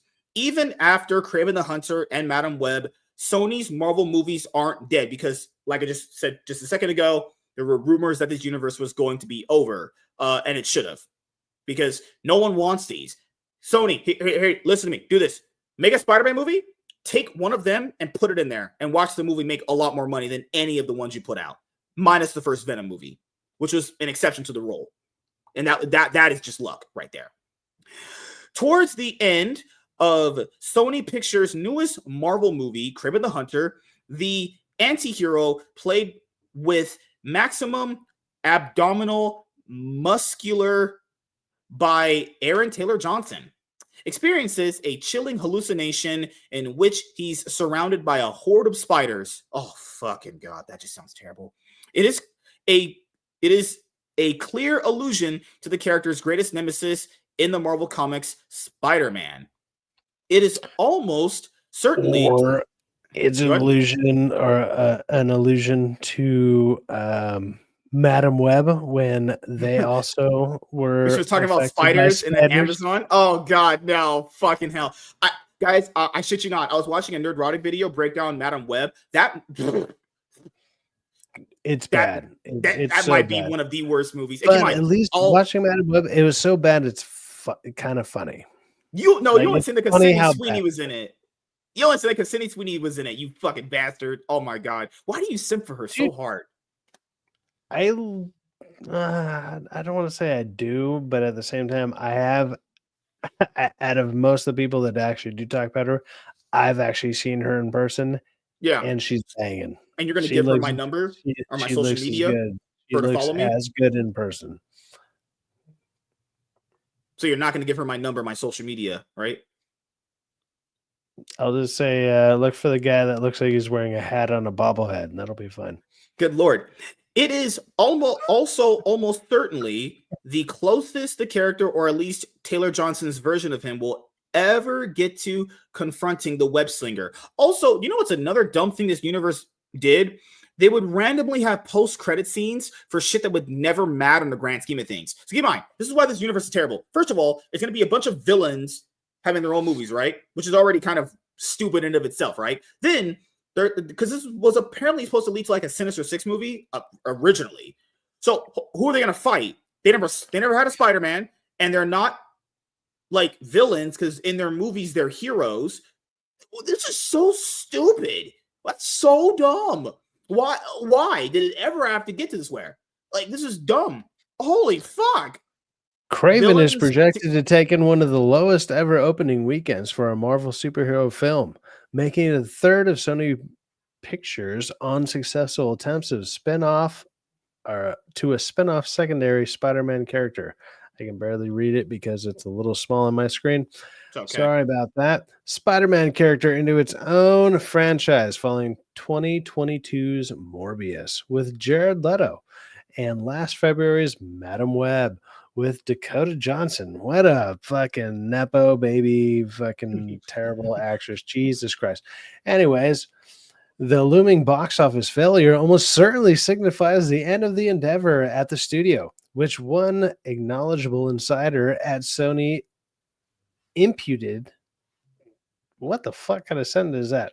One knowledgeable insider at Sony's imputed to an industry-wide irrational exuberance about superheroes. Jesus Christ, who the fuck wrote this? You need to be fired.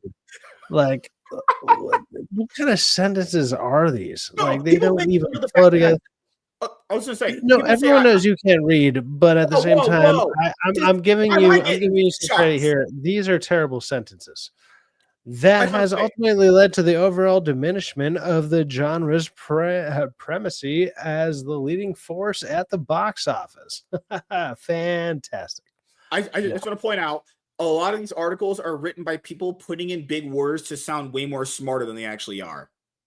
Just want to put it out there, you know. I ruined WZ's night, and you're welcome. I just want to point out this thing that you just read right here. The reason why people are acting super irrational, or like that whole paragraph is garbage. This right here. The reason why executives are acting irrational based around superhero movies underperforming is because people might just be tired of them. And I'm not talking about superhero movie fatigue. Not that argument. What I'm saying is, okay, can you reread it? Because I didn't do it well enough. He didn't understand me, and I think you need to reread it. I'll just say one thing about that. So people will get tired of a movie franchise if it goes on long enough. This happens in every genre. Why people thought superheroes were immune to this is retarded. Every genre's gone through this. Horror, sci-fi, westerns, literally every genre has peaks, lows, and like obviously that midpoint they usually have. What it does not signify, however, is the end of Sony's Marvel Universe. For one thing, technically speaking, there never really was a Sony Marvel Universe. That's a lie. That's a fucking lie. It literally announced this in 2021 that this is exactly what the universe is called. No, that is a lie. Or a Sony's Spider-Man universe or any other official designation akin to the Marvel Cinematic Universe or the newly relaunched DC Universe. Sony has never approached its comic book adaptations What does the DC universe have to do with it? Good Lord, man. Sony has never approached its comic book adaptations with that level of intentional narrative cohesion. Yeah, that's also a problem. Them not doing that is also a problem because no narrative cohesion. Then what are you doing? I mean, keep in mind, you don't even need full narrative cohesion as far as a universe goes if you don't want that. Why not just make good individual solo movies that have narrative cohesion in the movies themselves? You know, because you can kind of fix your universe the way you wanted to later on, but these movies had no narrative cohesion. They were structured like shit. The acting was bad. The dialogue stunk. The villains were just villains. They almost had to tie in with the second one when it like did that like kind of time loop or like that jump into the other universe for like half a second when Venom acknowledges that Spider-Man. Yeah, it is like he was like, oh shit, like he's like, I know that guy or whatever, blah blah blah, and then it just canceled all that out. They just threw that to the wind. Good Lord. Also happened in Morbius, remember? Where they took Vulture from the MCU and put him in that Sony Spider-Man universe? They tried to do these little random jumps that actually, in theory, could have probably worked and made it way better to jump it. Like let's just kickstart this person into there. And it's like, hey, now it makes kind of sense-ish, whatever. And you probably would have just accepted it. But no. As exemplified by the studio's casual, lowercase, and rhetorically ungainly phrasing for its superhero films, Sony's universe of Marvel characters. Okay, Sony, it doesn't matter what you call the universe. It's terrible. Thank you for being the semantic guy. Actually, technically, shut up. For another, Sony remains deeply invested in making movies about Spider-Man. Yeah, that's a lie. Why did he just... Oh, God, fucking God. Except they make no movies about Spider-Man. Spider-Man. In the Spider-Man universe or into the Spider-Verse. The only ones they did were animated that were Miles Morales, and he's Spider-Man, I guess. Fucking hell, you know, but yeah, what the hell? Unless our Spider-Man is black, we don't care about him. Yeah, like Miles Morales, they made animated. I'll say I like the Miles Morales animated ones. I thought they were really good, honestly. They're actually not that bad, but he's still not fucking Spider-Man. I mean, even on the toys, he's not. Can I just say it twice or three times to be a three-peat on that? Oh, God. No, like this is such a lie. They own the character of Spider-Man. If they wanted to make another solo Spider-Man movie right now, they could do it. And the MCU can't say jack shit about it because the MCU is technically loaning the character, or they have a deal where he gets to be in there at their expense. Like they get to decide what movies he gets to be in. So no, they are not invested about making movies about Spider-Man because there's 6 of them with it where he doesn't exist. So that's a lie. The beloved Marvel character who launched the current era of superhero cinema with 2002 Spider-Man, the 4th Spider-Man film starring Tom Holland is expected to start filming in 2025 in partnership with Marvel Studios. More on this later. The animated Spider-Man Beyond the Spider-Verse is in production and will conclude the Oscar-winning trilogy focusing on Miles Morales, and Sony is producing a live-action Spider-Man noir series starring Nicolas Cage for Amazon Prime Video. Okay, so Sony also canceled that Silk Spider-Man TV series too. Remember that one that was going to exist? Canceled that too. It's going to be a TV series at Amazon. They're just going to go with basically... The noir one apparently is being filmed, though. They're still doing that one. That's true. Yep. But they haven't even been recording voice lines for the 3rd animated Spider-Man movie. They haven't even started. The voice actor said, we've not been doing anything yet.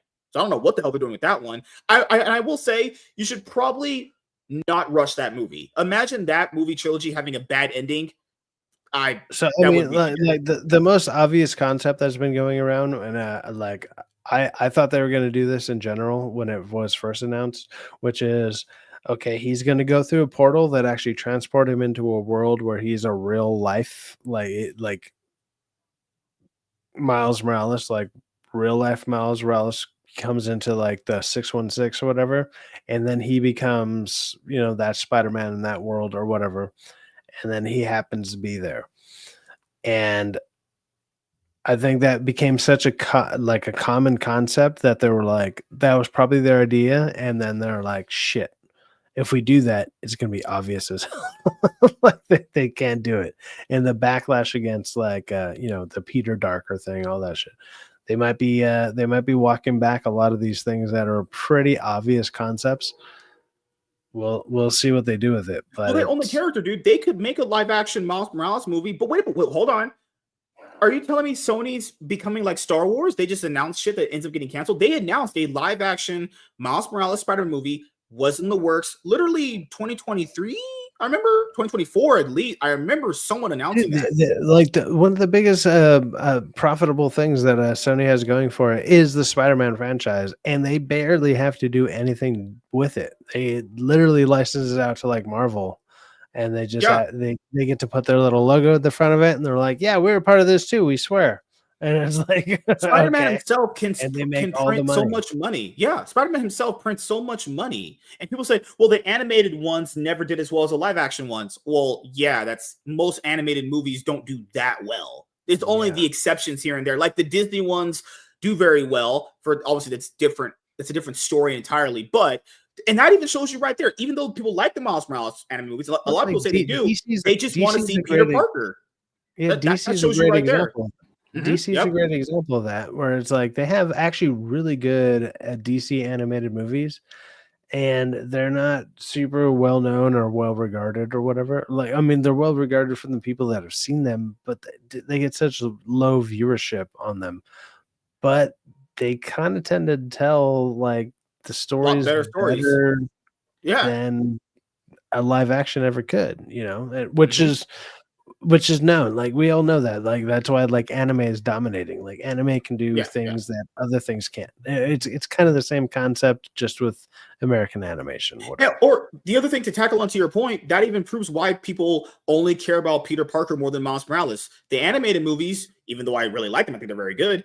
They don't do as well as any live action Spider-Man movie. Not even the lowest grossing one. Like you mind, the Amazing Spider-Man 2, which is the lowest grossing live action one, still outperform the animated ones. And those two animated movies are way better than the Amazing Spider-Man 2 with Andrew Garfield, but it proves right there, people only see Peter Parker as Spider-Man, the one that they care about. The animated ones only cost, let's say, 100 to 120 million, and they only gross 400 to 600 million. They might have actually technically made more money in theory, other than the original ones back in the day, because for one, tickets were cheaper and they had more people actually going. Inflation was way different back then. Yeah. If you sat there and read the numbers against it, it would still probably the live action would do better. Mm-hmm. But for the cost to like the cost ratio or whatever would probably work in their favor to continue to do animated stuff. Sony insiders also fiercely defend the success of the 3 Venom films starring Tom Hardy. Well, to be fair, they have to do that because those are the only successful ones, even though they all had diminishing returns. Come on, they all have diminishing returns. And they're only carried by the international audience. If you look at all those movies' numbers from boxofficemojo.com, their numbers are only carried by international audiences, not domestically. Domestically, no one gave a fuck about those movies, specifically speaking. Talking about just like all of us here in the States. Mostly you guys out there in the other countries that do, like in Europe and shit. Which have earned more than $1.8 billion worldwide. Why diminishing returns? Well, I think it's because nobody really like those movies are not good. I think that's the real thing, though. It's like they're like, I would classify the Venom movies as like Transformer films. I'm only talking about the first two. I only seen the first two. I haven't seen the third one yet. They're not like, keep in mind, I think the reason why is because when word of mouth gets out that they're not actually good at all, they just you kind of know what you're going to get there. So the audience that they have just became less and less because there was hype with the first one. And then the hype was less and less with each sequel because you knew they weren't going to be that good. I didn't have to watch the third one to know it wasn't that good, obviously, but we'll watch it eventually. The latest film, Venom: The Last Dance, has earned the lowest grosses yet for the franchise, $473 million, especially against the $856 million global take for 2018's Venom. And keep in mind, the way people viewed superhero movies or comic book movies back in 2018 compared to now is also much more different. Okay, people were eager to go to any comic book movie back in like 2018, 2019, or 2012 through like 2019, obviously. This is how it worked. But The Last Dance cost $120 million to make, thrifty for a superhero movie, and it improved on the international grosses of Venom Let There Be Carnage.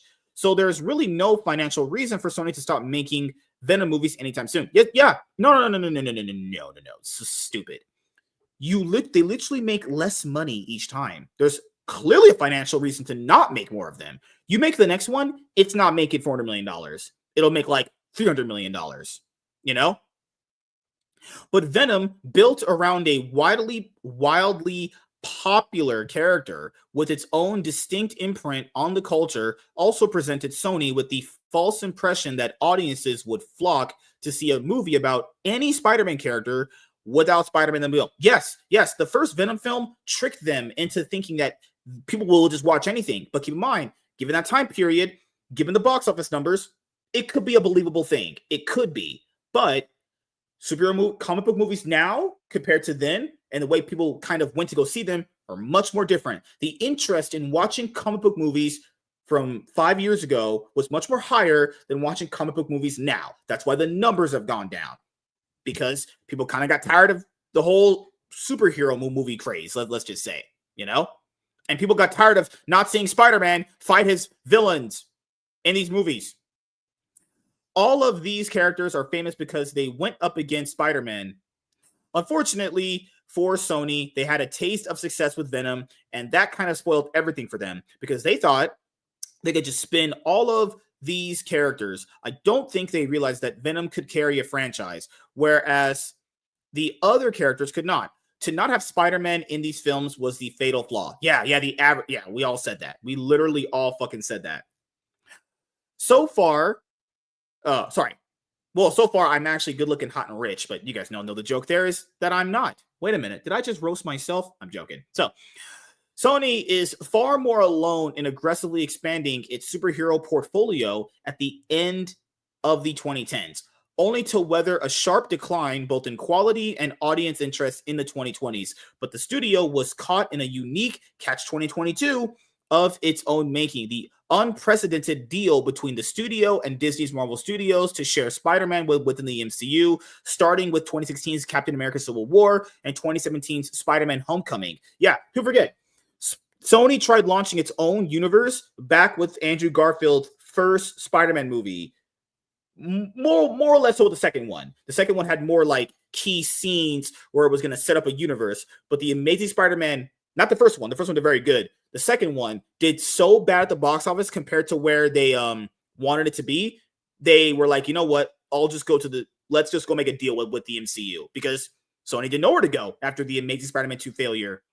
The partnership, in which Marvel Studios chief Kevin Feige and former Sony Pictures chief Amy Pascal produced the Tom Holland-led Spidey films for Sony Pictures, has been fabulously lucrative for Sony, with worldwide grosses topping $3.9 billion.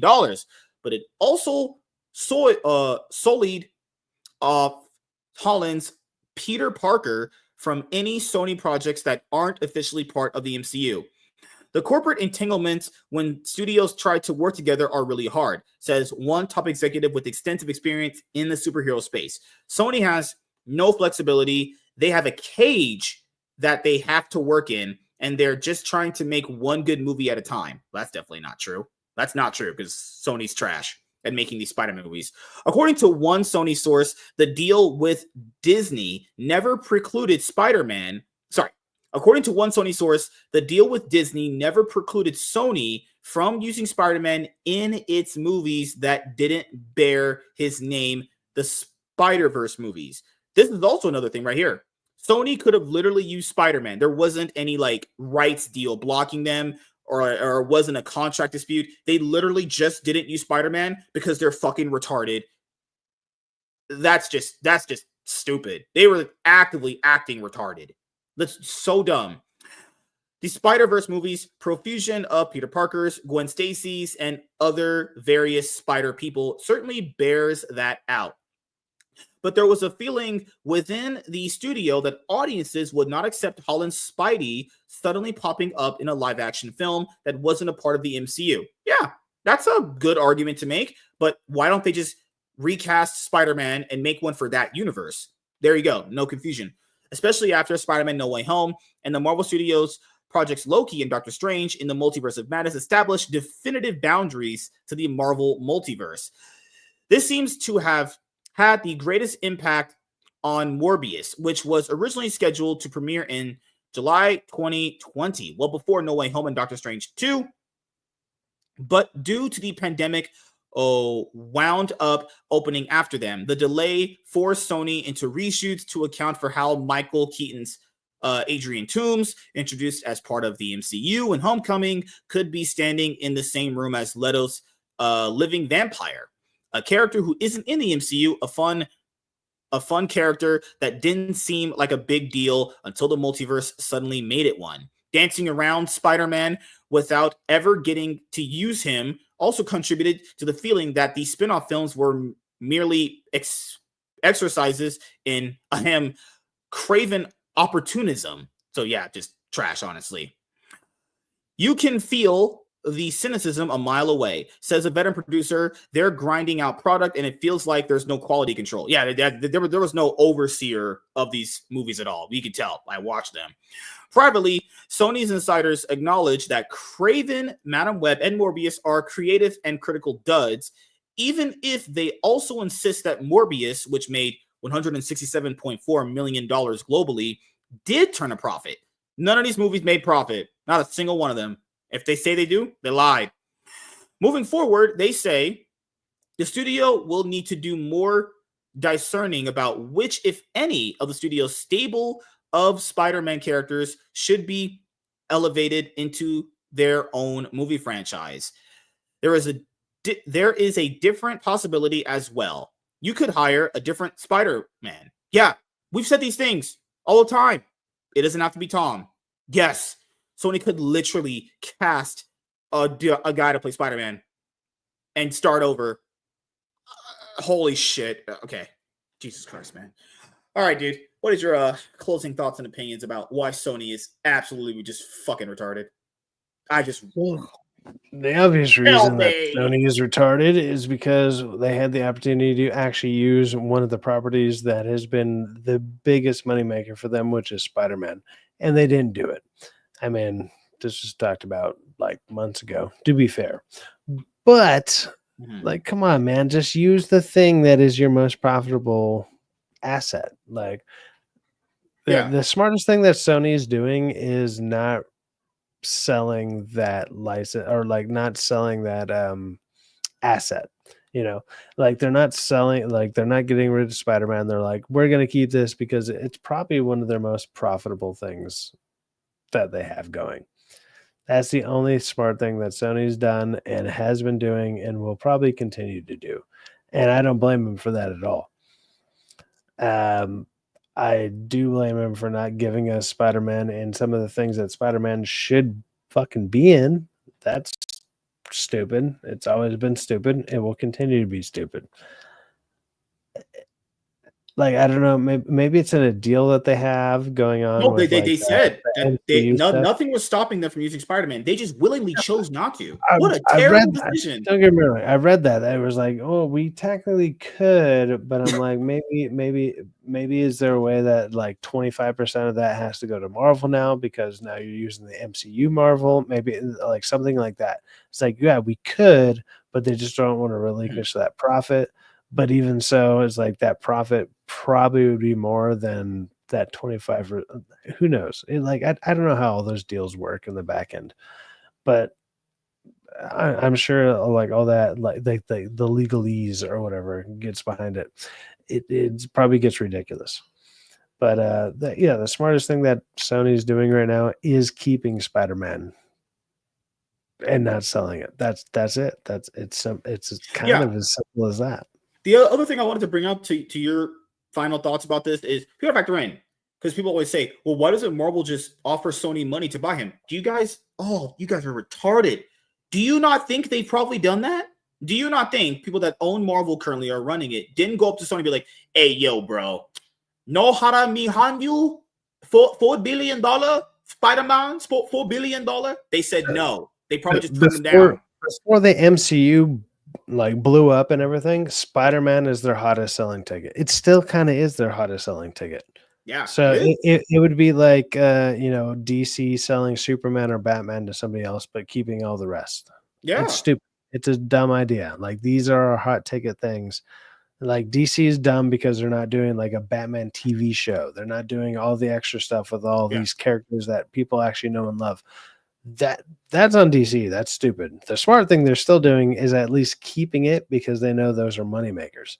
I mean, back in like let's just say in the 90s, dude, like people would walk around with Superman shirts, Batman shirts, and Yeah. Spider-Man.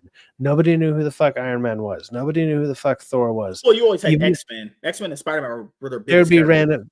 No, X-Men was just At least the X-Men Hulk. and maybe Wolverine, or If whatever. someone doesn't know who the Hulk was, they were a casual. No. Let's be honest here. Come on. Most people were all casuals back then, but it's like Mm. everybody had that. Like everybody had a Spider-Man shirt, they had a fucking Batman shirt, they had a Superman shirt, and like so most of the stuff like was like probably more leaning towards DC in theory, other than Spider-Man. Spider-Man was your fucking flagship character. Everybody knew who Spider-Man was, and they still know who Spider-Man is now. They will continue to know who Spider-Man is.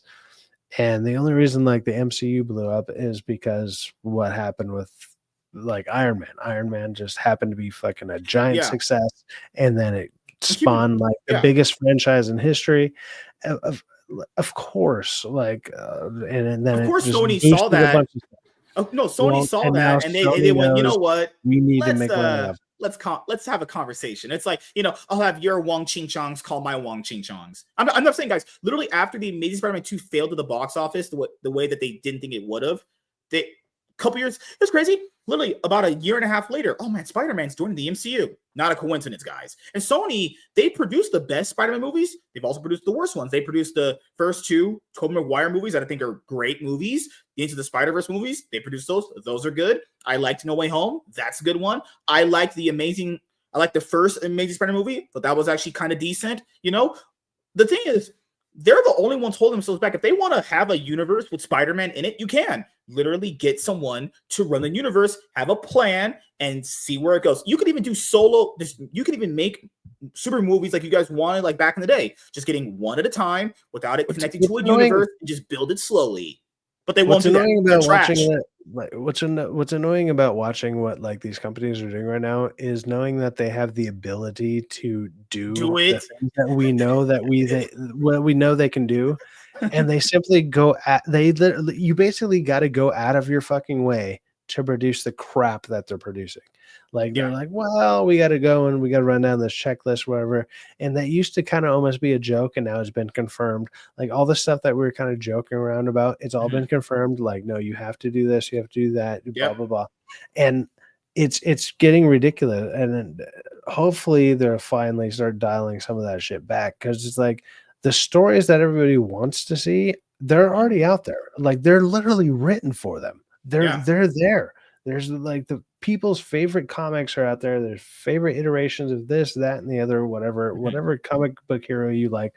There's your favorite story that is already there. It's already written. And maybe, you got to adapt it because, in comics, it's, maybe only, even if it's 20 comics combined, it probably doesn't fill up a screen or like a screenplay or whatever. And you got to fill in some words, whatever. You fill in some words, you fill in this, you fill in a couple scenes.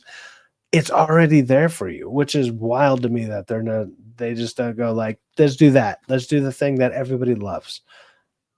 The fact that they don't, they're doing it on, like, at this point, you got to be doing it on purpose, right? Like, especially with how much we have access to the internet, how much we have access to literally each other, like we have access to be able to talk to, like, even a small account, doesn't matter. You can go and sit there and like, I can go and message James. Well, maybe not message, but I can leave a comment on like you can James message Gunn me. Like, I'm not as good as James Gunn.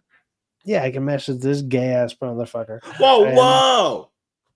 But like, you can message like someone like James Gunn, Zack Snyder, whoever you got grievances with, and you can leave a comment on their shit, and there's a possibility they'll see it.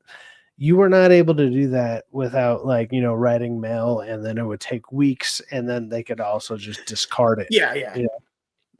We have so much instant access that there's no reason that none of these people are seeing this, so they're at this point, they're actively avoiding the criticism from or the they're fans legitimately just and the hiring people that incompetent actually like this people. stuff. They're just hiring incompetent people Well, because we well, they're know the guy that was running hiring this people to was filter this yeah, crap out, or like maybe they consider it crap, but it's like, oh, I want to get my opinion in there. I'm the new up and comer. I have a better idea. I like the thing from 2011, and it's like, yeah, but everyone liked the thing from 1992, and you weren't even born then.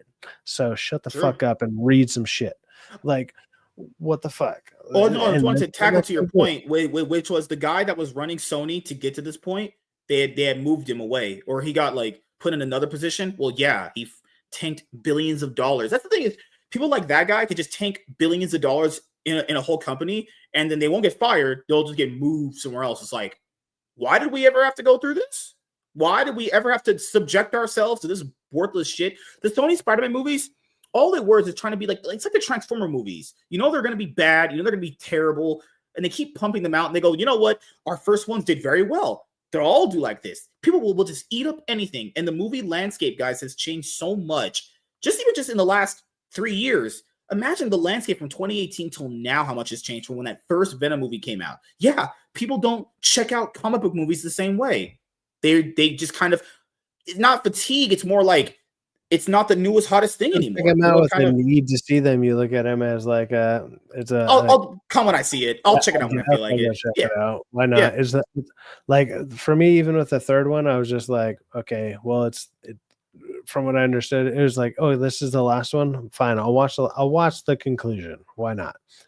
How many times have you done that with like trilogies and stuff? And like this thing. And if you look back in like the 80s or the 90s, like usually sequels, other than like let's say like Terminator and like Alien 2 and stuff, it's like most sequels were always way worse. Like they were always worse. That's There was always been a only a thing. couple. There was always a couple. It was a ongoing thing. Like most sequels were way worse than the originals, and then they kind of stopped doing that from like the 90s. Like in the 90s they kind of stopped doing that. Even like Jurassic Park, like they realized like it went down, but you know, people like dinosaurs, they're still going to go watch it, whatever. So that there's outliers, don't get me wrong, but most things, every single sequel was like, dude, this is going to be a failure. They'd even replace the whole cast. They would do all sorts of shit. And then what happened with like Marvel stuff, you know, MCU basically is like, oh shit, we can actually keep using the same people and we can continue this. And it's the only thing that's worked really for, especially as long as it's worked. You're never going to get another run like that unless, I mean, or they do it the way we said earlier. Do it the way they did pre-MCU. You just make superhero movies. They don't have to tie into each other. You're just making a good movie one step at a time. Then later on, if you want to tie them together, do that. Because they're trying to make a cinematic universe while also trying to make solo movies while they don't even have a plan for what they want to do with them. It's just stupid. It's just not going to work at all. That's the reason why they failed. And even if what also sucks is even if they want to do the solo movie idea, because the other one exists now, because the MCU exists and how the shared universe concept, everyone is gonna aim for something like that. They're like, that shit went on for like 15 years. We want something that'll last for 15 years. So every studio is going to be aiming for something like that. And you shouldn't be aiming for that. You should aim for one good movie first. Now another one. Now maybe another one. And then maybe start trying to tie them together if all those ones work. But they're just like, no, everything needs to tie together because we want to do what they did. Because they're like, we need to beat MCU. Like that is what, a 15-year run? Like you're just not going to beat it, man. Like that's a hard sell, especially because every single one of those movies is in its own right they're all semi-different or whatever, but at the same time they also cover a lot of different genres and whatever. They cover espionage, they cover a little bit of horror elements, they cover kind of like the spectrum of movies to begin with. And they did it all within one franchise. And what, you're gonna go and mimic that? You're not gonna fucking I just wanted to say just one thing. You're just not going to. Shout outs to Tom Cruise's 2017 film The Mummy. Remember the opening credits? The Dark Universe failed after one movie. Because, guys, not everyone can make a shared cinematic universe. It's just not how it's Yeah, gonna work. like they all want to make that universe, but not all of them are gonna. Let's just be honest. Pretty much none of them are gonna fucking succeed, and Right? Yeah. mainly also on top of it because DC is just collapsed. Too. one of them already exists, and so you're already immediately going to be compared to the other one. It was And crazy. if you don't live DC up to tried even running their the worst movie or Yeah. some of their like, you're going to be compared to the best movie and their worst movie because we already have a side by side comparison. So someone did it first, and you're behind. It's just Yeah. You know what's crazy? Happen. Around the same period that the MCU was going, do you guys know another cinematic universe that tried getting off the ground was the DCEU, which completely failed. And then Sony went, you know what? Let's be even worse than that. The fact that I was going to say the fact that Sony was even worse at doing a cinematic universe compared to DC, that's saying something because DC was horrible. That was bad. All the movies are egregiously bad. They were just trying to. Sony was just trying to be an actual cash grab. They didn't care. DC was trying. They just failed. So, yeah, guys. The Sony Spider-Man universe is absolute garbage, and it deserved to fail because it's incompetence from Sony. The executives, they could have used Spider-Man. They didn't because they're actually retarded. So, thank you guys for checking out this video. If you guys are returning viewers or new viewers, then please consider subscribing to the channel if you have not already. Leave a like on this video if you enjoyed it. Comment down below. Also, make sure you guys hit the notification bell. That way, you guys can get notified on whenever I upload a brand new video or go live. I'm MSK, aka Master Swag King. We're going to sign out, guys. See you guys later. Peace. Wow, that was pretty good. We're still here talking to you, bastards. Walter said, the Amazing Spider-Man franchise is absolute shit in my opinion. The villains were comically bad. Though I liked Garfield's Peter. I always felt Maguire was overrated. Oh, you're tripping balls. And he gets the benefit of being the first on screen. I always hated his wimpy and loser as Peter Parker. The only thing that I noticed when I've rewatched them lately is he does look like he's too old. That was always the criticism. That was always the criticism. Yeah, he's too old. That's it. Yeah. And like at the time when I'm watching it, I didn't mind like when I was younger, but now that I'm older and I'm looking at him, I'm like, you do look a little old for your role. Remember he was fine with like all his actions, the way that he interacted with everything. Like he's I felt great. comic book style. Great. Yeah. But he does look a little too old. That's the only. Do you remember it was supposed to be a James Cameron's live action one? The third movie, which was people don't remember, it was supposed to be a James Cameron live action Spider-Man film first, but he went on to do something different at the time. I wonder what his would have been, honestly. Looking back now, I remember there was early rumors of what it was going to be, but yeah. So as you guys know, if you didn't watch the first part of the show, we're going to be doing more movie reviews. Actually, so next Saturday, one that's going to be fucking hell. The day before Super Bowl Sunday, we're going to start our journey with the Scream franchise. We're going to watch and review all the movies in the Scream franchise. And then we'll start with Scream 1, one of my favorite horror movies of all time. I fucking love that movie. I can't wait to rewatch it. So I'll usually try to set up the watch party before we actually review it the day. That way it's fresh in my mind. That way when we do review it, it's all there. You can play it through Discord, man, and people can watch along. Discord is for losers and fucking sweaty nerds. I don't give a shit what you say about that, but there is a good way to do it, and then everyone can watch while you're on there, so you don't got to be like, hey, we're at 21.47 seconds. I like kind of sitting down by myself and watching a movie. You guys might try to have sex with me when I'm watching a movie. If you're doing a watch along, that kind of defeats the purpose. Oh, God, I just can't stand white people sometimes. Back in that day, everyone was old. We had 30-year-olds playing high school characters. Yeah, there was a lot of older people playing high school characters. Yeah, that's true.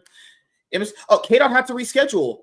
K-Dot, he had people over his house for his mom and dad, and we have to reschedule. That's just, I was ready.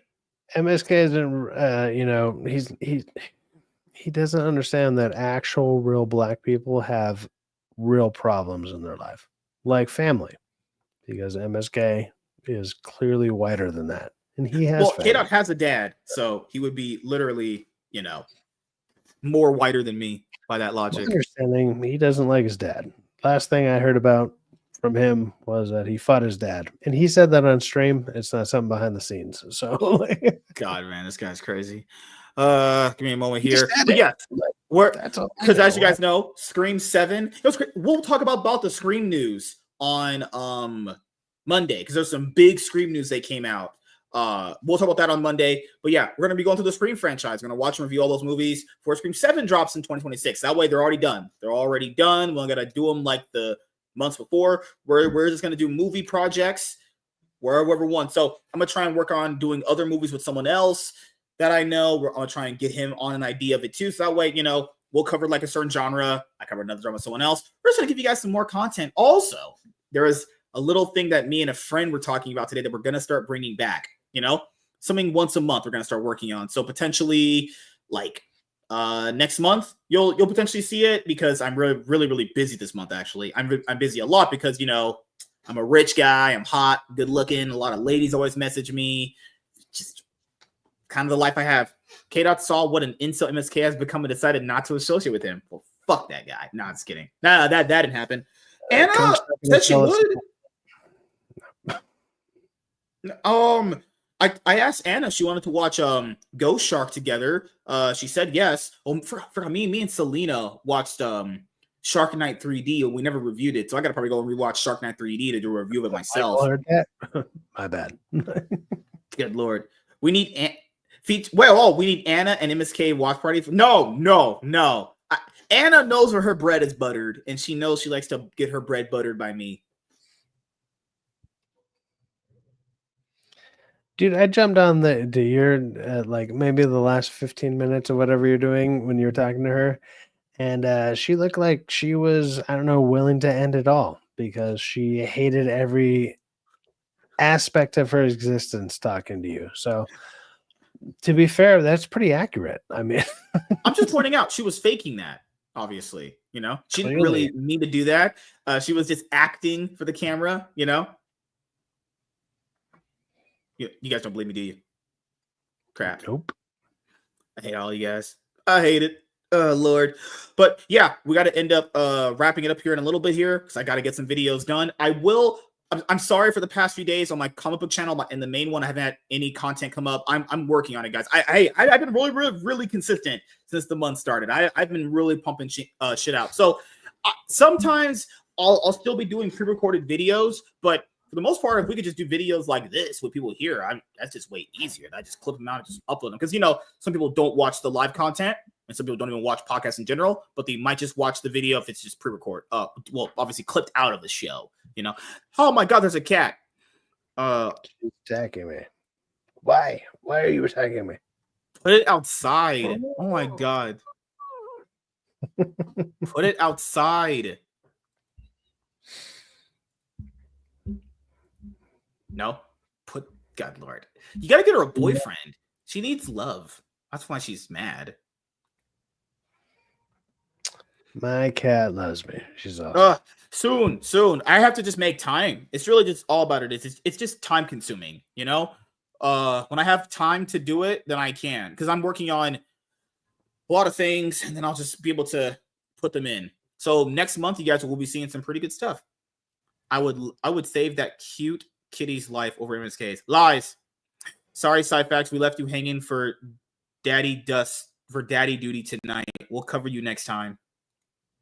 Michael, that channel's gone. It's still up. Good Lord. I got a cat.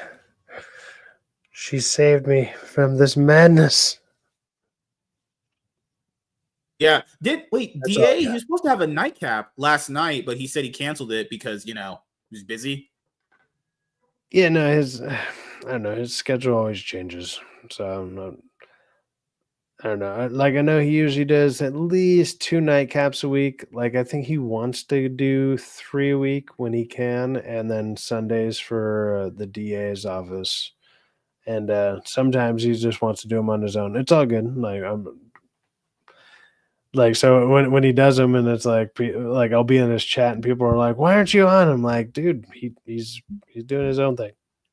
Yeah. Because you know, when you have more people on, like it tends to extend things. You know, people are talking, and so whatever points you want to get across, like it kind of sometimes you battles. You know, yeah, it happens. That's why I tell people right now, if you're listening to this episode, I'm gonna do a little bit of a restructuring. You guys are gonna like what I'm gonna do. It's nothing bad. It's just gonna be more better quality shows. Just saying, you know, because I'm a master of quality and quantity.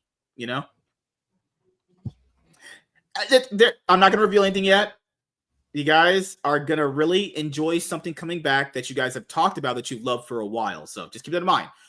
But I don't know if we can do it this month because I'm already so packed this month potentially. So if we could make it happen this month, I would love to make it happen this month. But if not, then we'll have to do it next month. So, we'll see how that's going to go. Power Rangers. I had to talk to Chaz hasn't messaged me back. We have to set it up because we're supposed to do the Cloud9 podcast tomorrow, but it all depends on if he messages me back. That's really just all it is, honestly. He said he's very, very busy this month too. So, more bullshit happening. Cookies and cream. I wish. Tyrone. Yeah, he was packing my wife. MSK will be eating good. Well, good for him. Lies. Ugh, God. And there's a lot of good stuff coming up. Yeah, me and Savage Dad are gonna do a comic book review on Ultimate Spider-Man Volume 1, Married with Children. I got stuff with Lapsed Comic Fan planned. I have stuff planned with someone else, and we actually have a new panelist, new consistent panelist guy coming up on Wednesday. Just in case things happen. Not kicking anybody off, but just in case things might happen. But you guys will be on anyway for the most part, because we know obviously the time. Nothing more with me, the only guy that actually fucking shows up. No. Time to fire him. Obviously, it's over. I'm taking the weekends off now. No. Last week it was Cyfax and Gracefall. Grace fucking whole house lost electricity, and Cyfax said, "You know what? I'll come to the podcast when I want to come to podcast." Like, what the hell? What the fuck? God damn. I was about an hour off, but we're about just about. We started at 9:30, literally 9:30. Oh crap! Even with being an hour off, you were still a half an hour late. So I was only a half an hour late. We better not get GTA 6 before Cookies and Cream. That might be a possibility. It's very, very much one. So, me and James were talking about doing some cool gaming stuff, but it would also require some of you guys being able to play it too. So there's stuff I'm working on planning out right now. But but before, when I had my bigger YouTube channel, I was more popular. I don't want to overload myself with too much. I'm trying to just make sure I space everything out as much as I can. Because there's goals I want to hit this year, and I want to make sure that those goals get hit. And I want to make sure we're producing content on a consistent level. So I know you guys like the movie reviews, and we just kind of have to just, dedicate our time to doing them. It's just really all it is. And as Cyfax said, he wanted to do another franchise he really likes. So he really likes Scream. I do too. So we'll be going over movies that we enjoy. Now, keep in mind, I will obviously say things I didn't like in certain movies, but I still overall enjoy the product that I'm getting for the most part. How has Cyfax not been recruited by Iron yet? He has an ironclad contract with me. That's how it works here,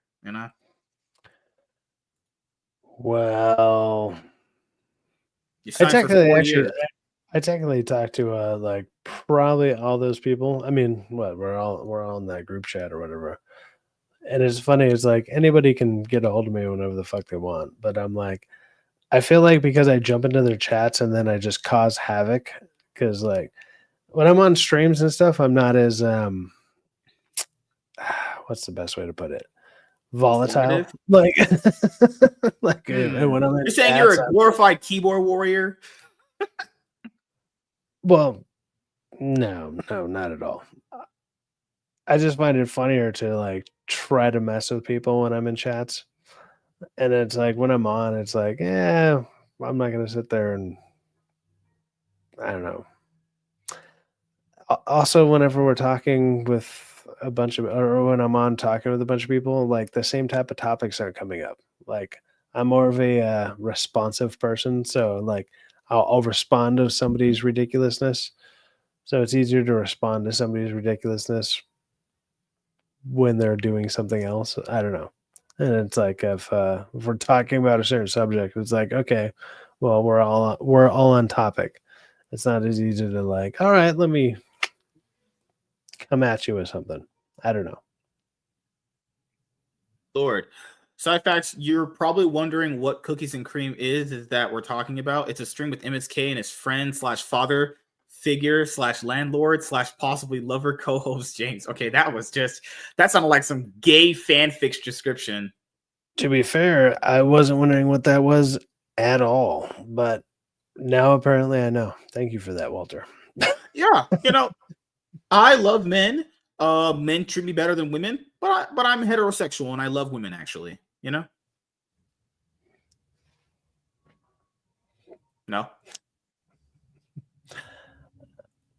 Okay, I know that sounds kind of gay out of context. I know, but I'm a flaming heterosexual. I promise you.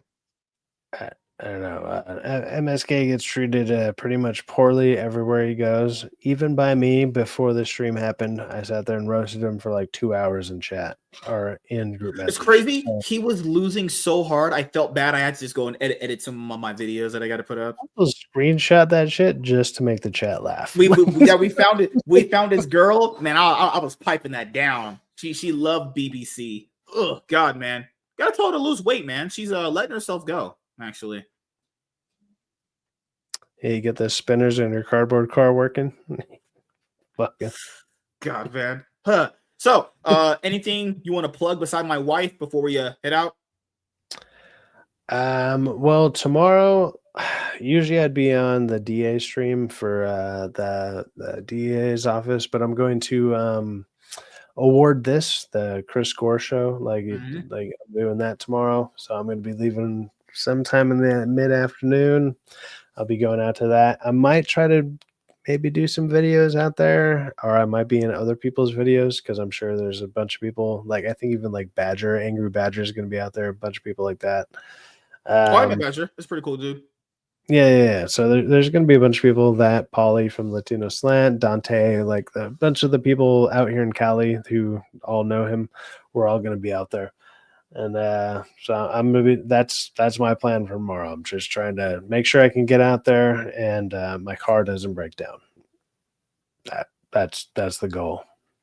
So if your car breaks down, like you'll have to get a Mexican from a mechanic shop named Felipe to start, working on your stick shift, so he can, start clutching you up.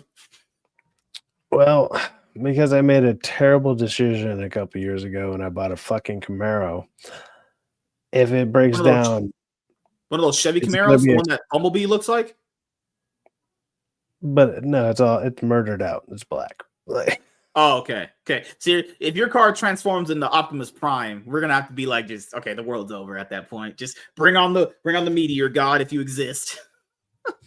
It turns into Optimus Primo and he just smokes a fucking giant blunt. It's great. God, man.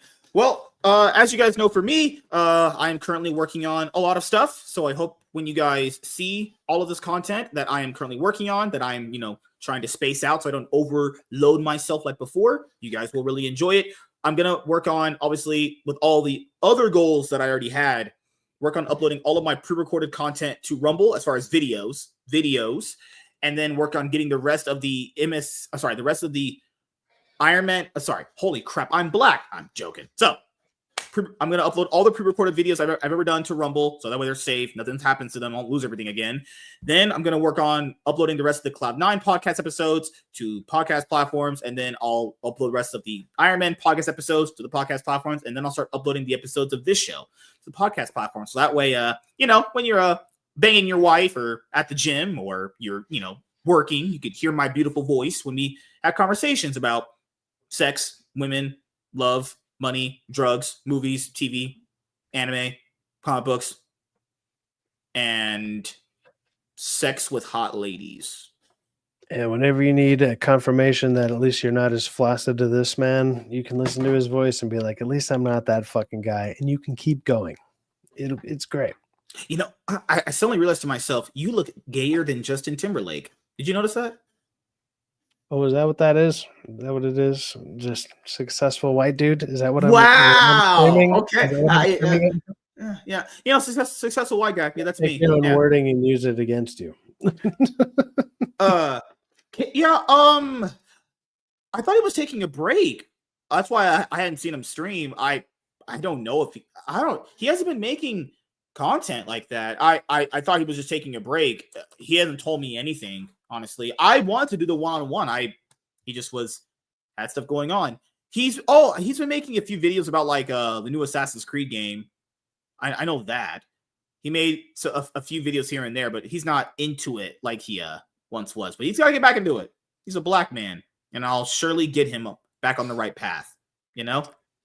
MSK roasting back? No, WZ. It's like once you're cooked so long, there's only one way to go, which is up, which is to try to battle your way back to the top from not getting roasted so hard. You know what? There's an old saying that a king never gets into the problems of the peasants. He lets his squires do the fighting for him. You know what else there's a saying of when they're king or when they're at the top? They don't gotta fucking constantly tell people they're at the top. We was kids. I don't know. What a weird thing to say, I'm the top G when are you though? Just pointing out when the MCU hired a black guy, he assaulted a white woman allegedly, and the franchise started tanking bad. I'm just saying, you hire a black person, that's kind of what you get. You know, we told him don't do it.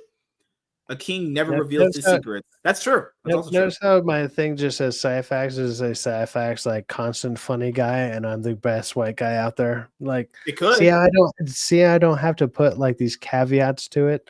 It's because it's just implied in the name. I'm just pointing out that people told me this shit, and I'm just exuberating it onto people. Well, that's not even a word, but I actually tried to sound smarter than I was. I was like the Variety article. There you go, Walter. Was it Walter or WZ that wanted him to read that? And then he still pronounced it wrong. There you go. You got it. I tried to make sure that everyone knows me has a long-lasting impact. But yeah, coming up, hopefully tomorrow we have the Cloud9 podcast. Hopefully we have it with Chaz. But if not, we'll have to just do it on Thursday. We usually do it twice a week. But if not, we'll just do it Thursday. Or maybe I could have James do it with me, tomorrow. But yeah, we had a great show tonight. Thank you guys for checking out this episode of the MSK Show. We're back here once again on Monday, the panel show, and we'll see you guys later. Have a